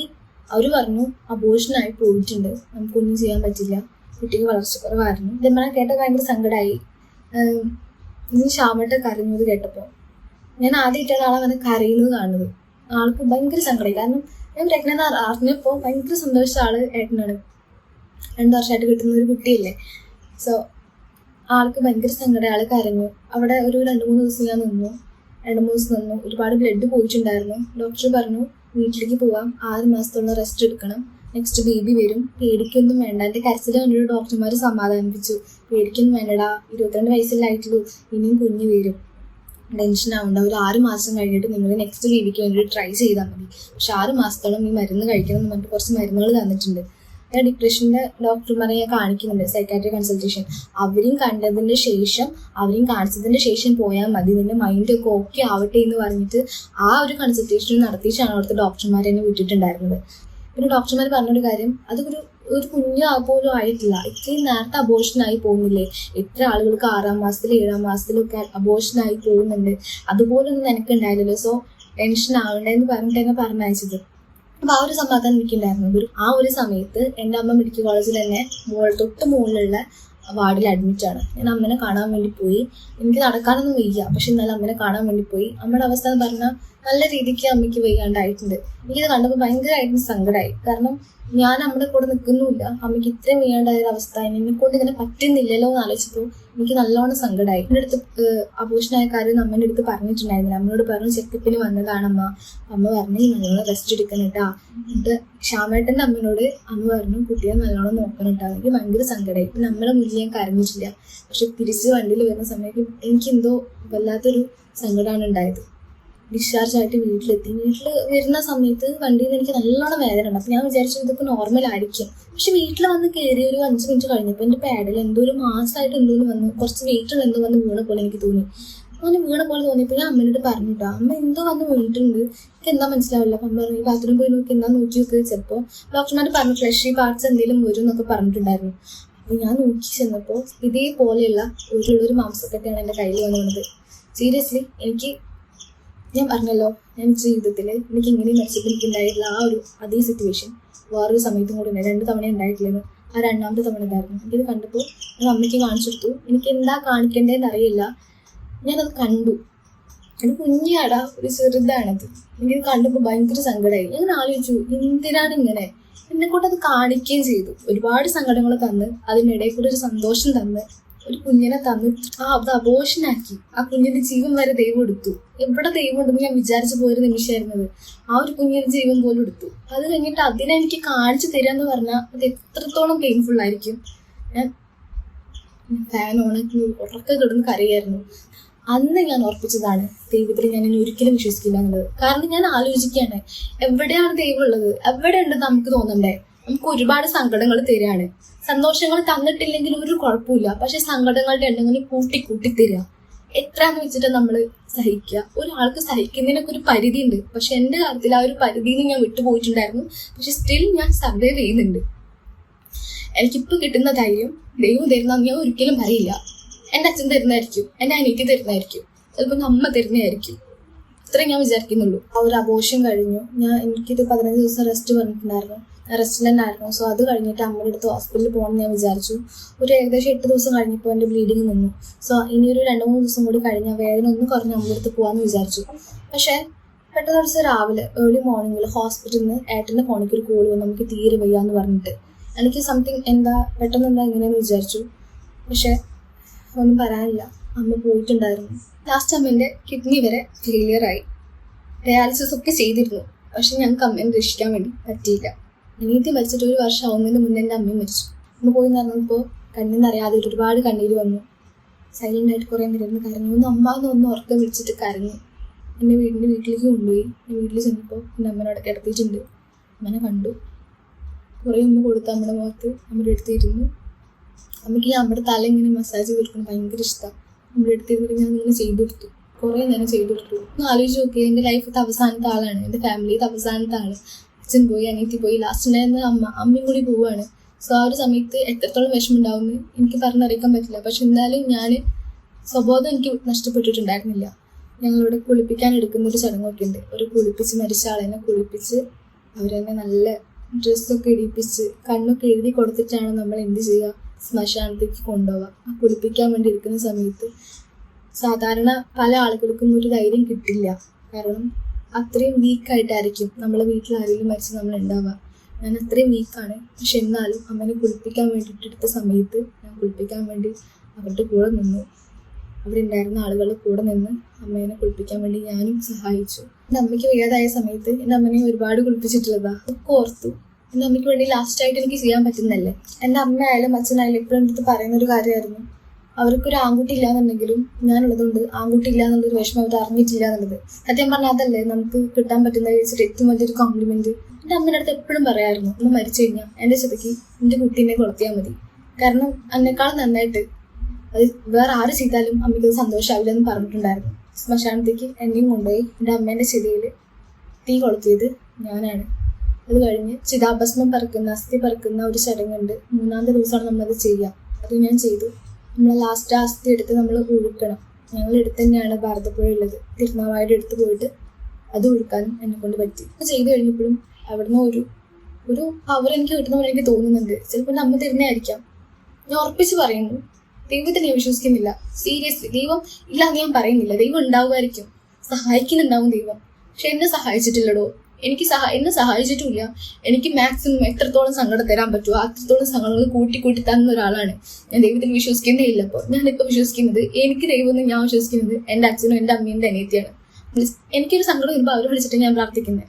നമുക്ക് മുന്നേ പോയവർ നമ്മളെ വഴി നടത്തുന്നല്ലേ, അവർ തന്നെയാണ് എൻ്റെ ദൈവം. ദൈവവിശ്വാസികളെ ഞാൻ ഒന്നും പറയല്ല കേട്ടോ, നിങ്ങൾ വിശ്വസിച്ചോളൂ. പക്ഷെ എൻ്റെ ലൈഫിൽ ഇങ്ങനെ ഉണ്ടായതുകൊണ്ട് എനിക്ക് ആ ഒരു വിശ്വാസമില്ല. എനിക്ക് ആ ഒരു വിശ്വാസം പോയി. ഇതാണ് എൻ്റെ ലൈഫിൽ നടന്ന കാര്യം. ഞാൻ ഇപ്പോൾ ഉള്ളത് എൻ്റെ ഹസ്ബൻഡിൻ്റെ വീട്ടിലാണ്. എൻ്റെ വീട് പടച്ചിട്ടേക്കാണ്. ഞാൻ ഹാപ്പിയാണ്, എനിക്ക് കുഴപ്പമൊന്നുമില്ല. അവരെന്നെ നല്ല രീതിക്ക് തന്നെയാണ് നോക്കുന്നത്. ഞാൻ സാറ്റിസ്ഫൈഡ് ആണ് ഈ ഒരു ലൈഫിൽ. ആൻഡ് പിന്നെ ഇപ്പോൾ ഞാനൊരു ജോബിന് കയറിയിട്ടുണ്ട്. ഇപ്പോൾ ഞാനുള്ളൊരു ഡെൻ്റൽ ക്ലിനിക്കിൽ റിസപ്ഷനിസ്റ്റ് കം ഡോക്ടർ അസിസ്റ്റൻ്റ് ആയിട്ട് ഞാൻ കയറിയിട്ടുണ്ട്, വർക്ക് ചെയ്യുന്നുണ്ട്. ഇപ്പോൾ ഒരു 15 ദിവസമേ ആവുന്നുള്ളൂ. അപ്പോൾ അവിടെ നല്ലതാട്ടോ, എനിക്ക് ഭയങ്കരമായിട്ട് ഇഷ്ടമായി. അവിടെ ആ ഒരു ക്ലിനിക്കും അവിടെയുള്ള ഡോക്ടേഴ്സ് ആയാലും അവിടെയുള്ള കോവർക്കേഴ്സ് ആയാലും എല്ലാവരും നല്ല എൻ്റെ സെയിം വൈബിളുള്ള ആൾക്കാരായതുകൊണ്ട് തന്നെ എനിക്ക് ഭയങ്കരമായിട്ട് ഇഷ്ടമായി. ഇപ്പോൾ ഞാൻ നല്ല സന്തോഷത്തോടെയാണ് അവിടേക്ക് പോയിക്കൊണ്ടിരിക്കുന്നത്. പിന്നെ അത് മാത്രമല്ല, ഞാൻ പറഞ്ഞല്ലോ എൻ്റെ അച്ഛനും അമ്മയ്ക്കും എന്നെ ഒരു നിലയിൽ എത്തിക്കണമെന്ന് ഭയങ്കര ആഗ്രഹം ഉണ്ടായിരുന്നു. ആ ഒരു ആഗ്രഹത്തിലേക്ക് ഞാൻ എത്തണമെന്നുണ്ടെങ്കിൽ ആദ്യം ഞാൻ ക്രാക്ക് ചെയ്യേണ്ടത് ഒരു എക്സാമാണ്, ഒരു എൻട്രൻസ് എക്സാമാണ്. സോ ആ ഒരു എക്സാം അതിന് വേണ്ടി ഞാൻ പഠിക്കുന്നുണ്ട്. നെക്സ്റ്റ് ഇയറിലാണ് ഞാൻ ഒരു എക്സാം വരുന്നത്. സോ ആ ഒരു എക്സാം എനിക്ക് കിട്ടിയാലും കിട്ടിയിട്ടില്ലെങ്കിലും നിങ്ങളെ ഞാൻ ഉറപ്പായിട്ട് അറിയിക്കും.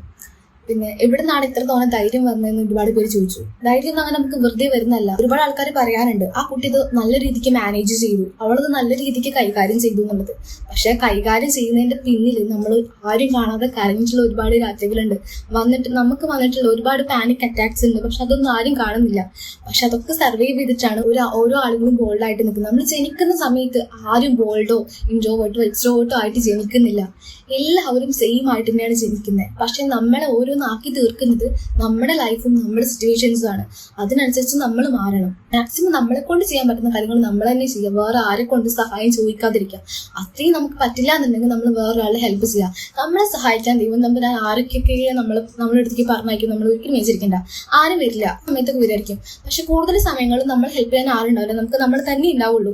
അതുകൊണ്ട് തന്നെ നിങ്ങൾ എന്ത് ചെയ്യുക, നിങ്ങൾക്ക് ഒറ്റയ്ക്ക് നടക്കാൻ പഠിക്കണം. നിങ്ങൾ ഒറ്റയ്ക്ക് എല്ലാ കാര്യങ്ങളും ചെയ്യാൻ പഠിക്കണം. നമ്മൾ ഈ ഒരു പ്രായത്തിലുള്ള കുട്ടികളൊക്കെ എന്താ ചെയ്യുന്നത്, മാക്സിമം അച്ഛനും അമ്മേനെയാണ് ഡിപ്പെൻഡ് ചെയ്ത് നിൽക്കുന്നത്. അവര് ചെയ്യട്ടെ, അവരെ കൊണ്ട് ചെയ്യിക്കല്ലടോ. നിങ്ങളെ കൊണ്ട് ചെയ്യാൻ പറ്റുന്ന കാര്യങ്ങൾ നിങ്ങൾ ചെയ്യുക. പിന്നെ ഓരോരോ കുഞ്ഞു കാര്യങ്ങൾ വരുന്ന സമയത്തും പെട്ടെന്ന് തന്നെ സൂയിസൈഡിനെ പറ്റി ചിന്തിക്കാതിരിക്കുക.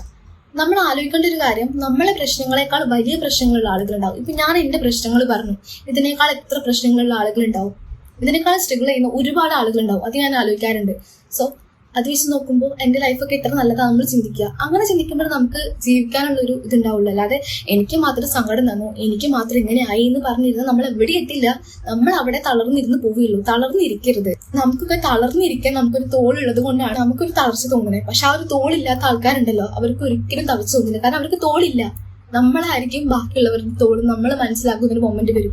ആ ഒരു സമയത്ത് നമുക്ക് എവിടെ നിന്നെങ്കിലും ഒരു സ്ട്രെങ്ത് വരൂടാ. ഇത് ദൈവം തരുന്നതാണെന്ന് വിശ്വസിക്കുന്നവർക്ക് അങ്ങനെ വിശ്വസിക്കാം. പക്ഷെ എനിക്ക് തോന്നുന്നത് നമ്മളത് സ്വയം ഉണ്ടാക്കിയെടുക്കുന്നതാണ്.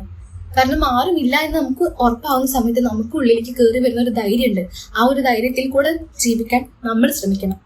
ആളുകളുടെ മുന്നിൽ കരയാതെ ഒറ്റയ്ക്കിരുന്ന് കരയാൻ പഠിക്കുക. ബാക്കിയുള്ളവരുടെ മുന്നിൽ ചിരിച്ചു കളിച്ച് നമ്മൾ ഒറ്റയ്ക്കിരുന്ന് കരയുമ്പോൾ നമ്മളുടെ തൊണ്ടയിൽ ഒരു മുള്ള് കൊളുത്തി വലിക്കുന്ന പോലെ ഒരു വേദന. ആ വേദന അനുഭവിച്ചവർക്കറിയാം. അത് കഴിഞ്ഞ് നമുക്ക് കിട്ടുന്ന ഒരു സ്ട്രെങ്ത് ഉണ്ട്. ആ ഒരു സ്ട്രെങ്ത്തിൽ മുന്നോട്ട് പോവുക. കണ്ണിൽ നിന്ന് കണ്ണീര് വരുന്ന സമയത്ത് ഭൂമിയിലേക്ക് നോക്കിയിട്ട് ആ കണ്ണുനീര് വീഴ്ത്താത്ത ആകാശത്തേക്ക് നോക്കുക. എന്നിട്ട് പറയാൻ നമ്മൾ തളരില്ല എന്ന് പറയണം. നമ്മളെ പുച്ഛിച്ചവരോടും നമ്മളെ ഒന്നുമല്ല നാക്കി തീർത്തവരും മുന്നിൽ നമ്മൾ വിജയിക്കണമെന്നുണ്ടെങ്കിൽ നമ്മൾ തളർന്നിരുന്നാൽ ഒന്നും ആവില്ല. ഈ 22-ാം വയസ്സിൽ എനിക്ക് ഇത്രയും പക്വത കിട്ടിയിട്ടുണ്ടെങ്കിൽ അതിന്റെ പിന്നിൽ ഞാൻ അനുഭവിച്ച ഒരുപാട് സ്ട്രഗിൾസ് ഉണ്ട്. ഞാൻ ആരും കാണാതെ കരഞ്ഞിട്ടുള്ള രാത്രികളുണ്ട്. അതൊന്നും നമുക്ക് ഇവിടെ ഒരു വിഷയമല്ല. നമ്മൾ മുന്നോട്ട് പോകണം. എനിക്ക് ഇത്രയാണ് എല്ലാവരുടെ അടുത്തും പറയാനുള്ളത്. എത്ര കുഞ്ഞു കാര്യങ്ങൾക്കാണ് ഓരോ മക്കളും സൂയിസൈഡ് ചെയ്യുന്നത്. ഇപ്പൊ എന്റെ വീട്ടിൽ തന്നെ ഒരു സൂയിസൈഡ് നടന്നു കഴിഞ്ഞാൽ അതിന്റെ ഭാഗമായിട്ടുണ്ടായിട്ടുള്ള ആഫ്റ്റർ എഫക്ട്സ് നിങ്ങൾക്കറിയാം. ഒരാളും സൂയിസൈഡിനെ പറ്റി ചിന്തിക്കാതിരിക്കുക. പക്ഷെ ആ ഒരു സംഭവത്തിൽ നിന്ന് റിക്കവർ ചെയ്യാൻ ഒരുപാട് വഴികൾ നമുക്ക് ഉണ്ടാവും. അതുപോലും കണ്ടെത്താതെ നമ്മൾ സൂയിസൈഡ് ചെയ്യുക, ജീവിതം അവസാനിക്കുക എന്ന് പറഞ്ഞാൽ ഏറ്റവും ഫൂളിഷ് ആയിട്ടുള്ള ഒരു പരിപാടിയാണത്. അതൊരിക്കലും ചെയ്യരുത്. എന്റെ അനിയത്തിന്റെ കാര്യം തന്നെ നോക്കാം. പക്ഷെ അവൾക്ക് വേണ്ടിയിട്ട് ഞാൻ എന്തായാലും നിയമത്തിന് മുന്നിൽ പോരാടുന്നത് ഉറപ്പാണ്. അവളുടെ ആ ഒരു കേസ് അമ്മയുടെ പരാതിയിലാണ് കേസ് നടക്കുന്നത്. ഇപ്പൊ എന്റെ അമ്മ പോയി എന്നുണ്ടെങ്കിൽ ഞാൻ ഉറപ്പിച്ച് പറയട്ടെ, അവളുടെ അമ്മയും അച്ഛനും പോയി എന്നുണ്ടെങ്കിലും അവൾക്ക് ചേച്ചിയായിട്ട് ഞാനുണ്ട്. ഞാൻ അവൾക്ക് വേണ്ടി നീതി വാങ്ങി കൊടുക്കാൻ വേണ്ടിയിട്ട് ഏതറ്റം വരെ എനിക്ക് പോകാൻ വേണ്ടി പറ്റും. ഇനി ഒരു പെൺകുട്ടിക്കും ഇങ്ങനെ ഒരു അവസ്ഥ വരരുത് എന്നുള്ളത് ആത്മാർത്ഥമായിട്ട് ഞാൻ ആഗ്രഹിക്കുന്നുണ്ട്. കാരണം അവൾ ഇപ്പോഴും ഉണ്ടായിരുന്നെന്നുണ്ടെങ്കിൽ എന്റെ അമ്മ ഉണ്ടാവുമായിരുന്നു, എനിക്കൊരു വീട് നഷ്ടമാവില്ലായിരുന്നു, ഞങ്ങളുടെ നാട്ടിൽ ഞങ്ങൾക്ക് നല്ല രീതിക്ക് ജീവിക്കാൻ പറ്റുമായിരുന്നു. എനിക്ക് നല്ല 100% ഉറപ്പുള്ള ഒരു കാര്യമാണ്. സോ അതുകൊണ്ട് തന്നെ ഞാൻ ഒരിക്കലും തളർന്നു പോവില്ല. അവൾക്ക് വേണ്ടിയിട്ട് എന്നെ കൊണ്ട് മാക്സിമം ചെയ്യാൻ പറ്റുന്നത് ഞാൻ ചെയ്യും. ഇനിയുള്ള ഈ ഒരു തലമുറയിലുള്ള പെൺകുട്ടികൾക്ക് കൂടി അതൊരു പ്രചോദനമാവുകയാണെങ്കിൽ അതാവട്ടെ തന്നെയാണ് ഞാൻ വിചാരിക്കുന്നത്. കാരണം ചെറിയ പെൺകുട്ടികളെ വട്ടിട്ട് പറയുന്ന ഒരുപാട് വലിയ വയസ്സുള്ള ആൺകുട്ടികളുണ്ട്. ഒരിക്കലും നല്ലതല്ല. പ്രണയത്തിന് ഞാൻ ഒരിക്കലും എതിർത്ത് പറയുന്ന ഒരാളെയല്ല. പക്ഷേ നിങ്ങൾ പ്രണയിക്കുമ്പോൾ ചെറിയ പെൺകുട്ടികളെ പ്രണയിക്കാതിരിക്കുക. അണ്ടർ പോക്സോയിൽ വരുന്ന കേസാണ്. കേസ് ജയിക്കോ ഇല്ലേ എന്നുള്ളതിലൊന്നുമല്ല കാര്യം. അവൾക്കൊരു നീതി ഞാൻ വാങ്ങി കൊടുക്കുകയാണെങ്കിൽ, ഇപ്പൊ ആ ഒരു കേസ് ഞാൻ വിജയിക്കുകയാണെങ്കിൽ തന്നെ ഇനിയുള്ള ഈ ഒരു സമൂഹത്തിലുള്ള ആൺകുട്ടികൾക്ക് തോന്നില്ലേ ഇനിയിപ്പോ ഇങ്ങനെയുള്ള ചെറിയ പെൺകുട്ടികളെ പ്രണയിച്ചു കഴിഞ്ഞാൽ പ്രശ്നമാവും. അങ്ങനെ ഒരാൾക്കെങ്കിലും തോന്നി ഒരു പെൺകുട്ടിയുടെ ജീവിതം ഇങ്ങനെ രക്ഷപ്പെടാൻ വേണ്ടി പോവുകയാണെന്നുണ്ടെങ്കിൽ അതല്ലേ ഒരു ചേച്ചി എന്നുള്ള നിലയ്ക്ക് എനിക്ക് ചെയ്യാൻ വേണ്ടി പറ്റുന്നത്. എന്റെ അനിയത്തിക്ക് വിട്ടിട്ട് എന്റെ അനിയത്തിന്റെ ജീവൻ പോയി. പക്ഷെ ഒരുപാട് അനിയത്തിമാർക്ക് എന്നെ കൊണ്ട് ചെയ്യാൻ പറ്റുന്ന കാര്യം അതാണെന്നുണ്ടെങ്കിൽ ഞാൻ ഉറപ്പായിട്ട് ഇത് ചെയ്തിരിക്കും. എന്നെ കൊണ്ട് ചെയ്യാൻ പറ്റുന്ന കാര്യം ഉറപ്പായിട്ട് ഞാൻ ചെയ്തിരിക്കും. മക്കളെ, എന്റെ കുടുംബം തകർത്ത ഒരാളുകളെയും വെറുതെ വിടാൻ ഞാൻ ഉദ്ദേശിച്ചിട്ടില്ല. എന്റെ ഉള്ളിൽ ഒരു കനലുണ്ട്. ഗ്രൂമിംഗ് എന്ന് പറയുന്നത് ഒരിക്കലും ഫെയർ അല്ല. Grooming is not fair. അത് തെറ്റെന്ന് പറഞ്ഞാൽ തെറ്റ് തന്നെയാണ്. സോ അതിനു വേണ്ടിയിട്ട് എന്നെ കൊണ്ട് ചെയ്യാൻ പറ്റുന്ന കാര്യങ്ങൾ ചെയ്ത് തന്നെ കാണിക്കും. പക്ഷെ ജയിക്കോ ജയിക്കില്ല എന്നതിൽ എനിക്ക് യാതൊരുവിധ ഉറപ്പുമില്ല. കാരണം നമ്മുടെ ഈ ഒരു കേരളത്തിൽ നീതി നിഷേധിക്കപ്പെട്ടിട്ടുള്ള ഒരുപാട് കേസുകൾ നമ്മൾ കണ്ടിട്ടുള്ളതാണ്. സോ അതൊക്കെ വെച്ച് നോക്കുമ്പോൾ എന്റെ അനിയത്തിക്ക് നീതി കിട്ടുമോ, ഞങ്ങളുടെ കുടുംബത്തിന് നീതി കിട്ടുമോ എന്നുള്ളതൊന്നും എനിക്കറിയില്ല. പക്ഷെ എന്നിരുന്നാലും ഞാൻ ശ്രമിക്കാതിരിക്കില്ല. ഒറ്റക്കായി എന്ന് ഓർത്തിട്ട് തകർന്നിരിക്കാതിരിക്കുക. നിങ്ങൾ ഒറ്റയ്ക്കായിട്ടുണ്ടെന്നുണ്ടെങ്കിൽ, നമ്മൾ ഒറ്റയ്ക്കാവുന്ന സമയത്താണ് മക്കളെ നമുക്ക് നമ്മളെ തന്നെ കൂടുതൽ അറിയാൻ വേണ്ടി പറ്റുള്ളൂ. നമ്മൾ ഇരുട്ടത്ത് നിൽക്കുന്ന സമയത്താണ് നമ്മൾ പ്രകാശം തേടുന്നത്. അതേപോലെ ഒരു വെട്ടം നമുക്ക് എവിടുന്നെങ്കിലും കിട്ടാതിരിക്കില്ല. നമ്മൾ എല്ലാ കാലവും ഇരുട്ടത്തായിരിക്കില്ല. ഒരു രാത്രി ഉണ്ടെങ്കിൽ അതിനൊരു പകലുണ്ടെന്നാണ് പറയാ. ഒരു കയറ്റം ഉണ്ടെങ്കിൽ അതിന്റെ ഇറക്കം ഉണ്ടാവും. അതേപോലെ നമ്മുടെ ലൈഫിൽ ഒരു സങ്കടം വന്നിട്ടുണ്ടെങ്കിൽ നമ്മൾക്ക് നല്ലൊരു ജീവിതം ഉറപ്പായിട്ടും വന്നിരിക്കും. ഉറപ്പാണത്, ഞാനതിൽ വിശ്വസിക്കുന്നുണ്ട്. പക്ഷെ എനിക്കിപ്പോ ആഗ്രഹമുള്ളത് വലിയതൊന്നും ആയിട്ടില്ല എന്നുണ്ടെങ്കിലും എന്റെ ഫാമിലിയിൽ ഏറ്റവും അവസാനം വന്നിട്ടുള്ള ഒരാളാണ് ഞാൻ. സോ ഞാനും കൂടെ ഒന്നും ആവാതെ പോരുത് എന്നുള്ള ഒരു ആഗ്രഹം എനിക്കുണ്ട്. എന്നെ കൊണ്ട് പറ്റുന്ന രീതിയിൽ നല്ലൊരു പൊസിഷനിൽ എത്തണം എന്നുള്ള ഒരു ആഗ്രഹമുള്ള ഒരാളാണ് ഞാൻ. സോ അത് ഞാൻ ചെയ്തിരിക്കും. ജീവിതത്തിൽ ഒറ്റയ്ക്കായി പോയി എന്ന് പറഞ്ഞ് സങ്കടപ്പെട്ടിരിക്കുന്ന മക്കളുടെ അടുത്ത് എനിക്ക് പറയാനുള്ളത്, എന്റെ 22ാമത്തെ വയസ്സിൽ എനിക്ക് ഇത്രയും കാര്യങ്ങളിൽ സർവൈവ് ചെയ്ത് മുന്നോട്ട് പോകാൻ പറ്റിയിട്ടുണ്ടെങ്കിൽ നിങ്ങളെ കൊണ്ടും പറ്റൂടാ, ഉറപ്പായിട്ടും പറ്റും. ഒന്നിനും തളർന്നിരിക്കാതിരിക്കുക. നമുക്ക് നമ്മളുണ്ട്. നമ്മൾ ഇടയ്ക്ക് കണ്ണാടി നോക്കി നമ്മൾ നമ്മളോട് തന്നെ പറയണം. നമ്മൾ അത്രയും സ്ട്രഗിൾസ് അനുഭവിച്ചുകൊണ്ടിരിക്കുമ്പോൾ നമ്മളൊന്നും കണ്ണാടി നോക്കിയിട്ട് നമ്മൾ പറയാം, നിനക്ക് ഞാനുണ്ട്, നിന്നെ ഞാൻ നല്ല രീതിക്ക് നോക്കും എന്ന് നമ്മൾ പറയണം. കാരണം നമ്മൾ നോക്കാൻ വേറെ ആരും വരില്ല, നമ്മളെ സഹായിക്കാനും വേറെ ആരും ഇല്ല. സോ നമ്മൾ സഹായിക്കേണ്ടത് നമ്മുടെ തന്നെ കടമയാണ്. നമ്മുടെ ജീവിതത്തിൽ ഇത്രയും സ്ട്രഗിൾസ് അനുഭവിച്ചിട്ടുണ്ടെങ്കിൽ അങ്ങനെ കടന്നു പോകുന്ന ആൾക്കാരാണ് നിങ്ങളെന്നുണ്ടെങ്കിൽ ഉറപ്പായിട്ടും നിങ്ങൾ ജീവിതത്തിൽ വിജയിച്ചിരിക്കും. ഉറപ്പായിട്ടും ഞാൻ പറയുന്നു, ട്രസ്റ്റ് മീ ഗൈസ്, നിങ്ങൾ ഉറപ്പായിട്ടും ജീവിതത്തിൽ വിജയിച്ചിരിക്കും. ആ ഒരു വിജയത്തിലേക്ക് എത്തണം എന്നുണ്ടെങ്കിൽ നിങ്ങൾ ഭയങ്കര സ്ട്രെങ്തോടെ കൂടിയിട്ട് നിങ്ങൾ ജീവിക്കണം. Never give up. അതാണ് എനിക്ക് നിങ്ങളുടെ അടുത്ത് പറയാനുള്ളത്. സമൂഹത്തിലുള്ള ആളുകളൊന്നും നിങ്ങൾ സഹായിക്കില്ല. നിങ്ങൾ പുച്ഛത്തോടു കൂടി നോക്കുന്ന ഒരുപാട് ആളുകളുണ്ടാവും.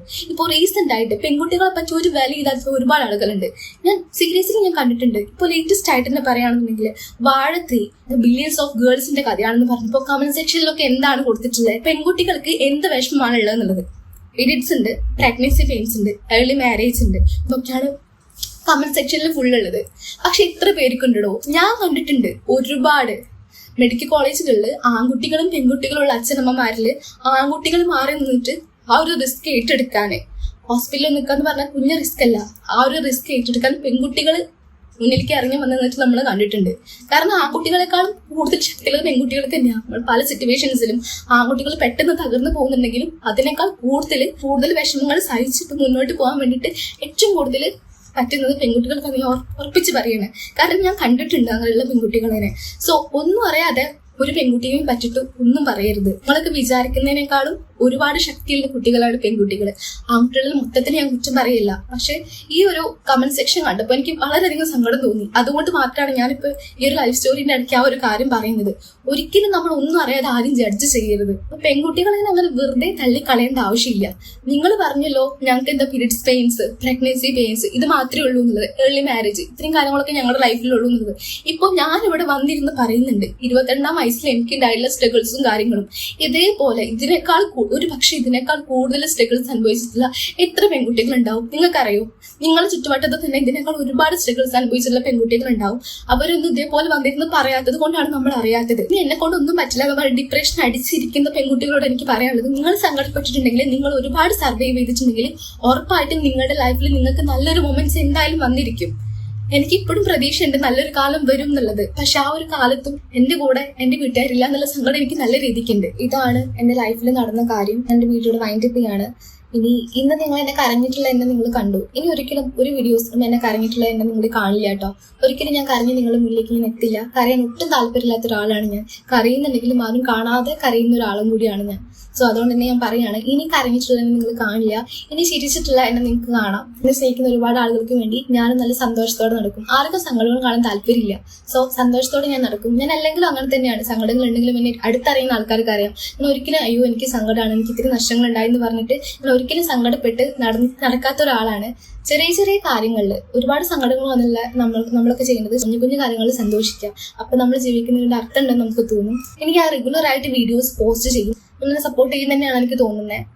ഒരുപാട് ആളുകളുടെ സ്നേഹം എനിക്ക് കിട്ടി. പക്ഷെ ഞാൻ പറയട്ടെ, എന്റെ അടുത്തുള്ള സിമ്പതിയുടെ പുറത്ത്, അയ്യോ ആ കുട്ടിക്ക് ഫാമിലി ഇല്ല എന്നുള്ള ഒരു സിമ്പതിയുടെ പുറത്ത് നിങ്ങൾ ആരും എന്നെ സപ്പോർട്ട് ചെയ്യരുത് കേട്ടോ.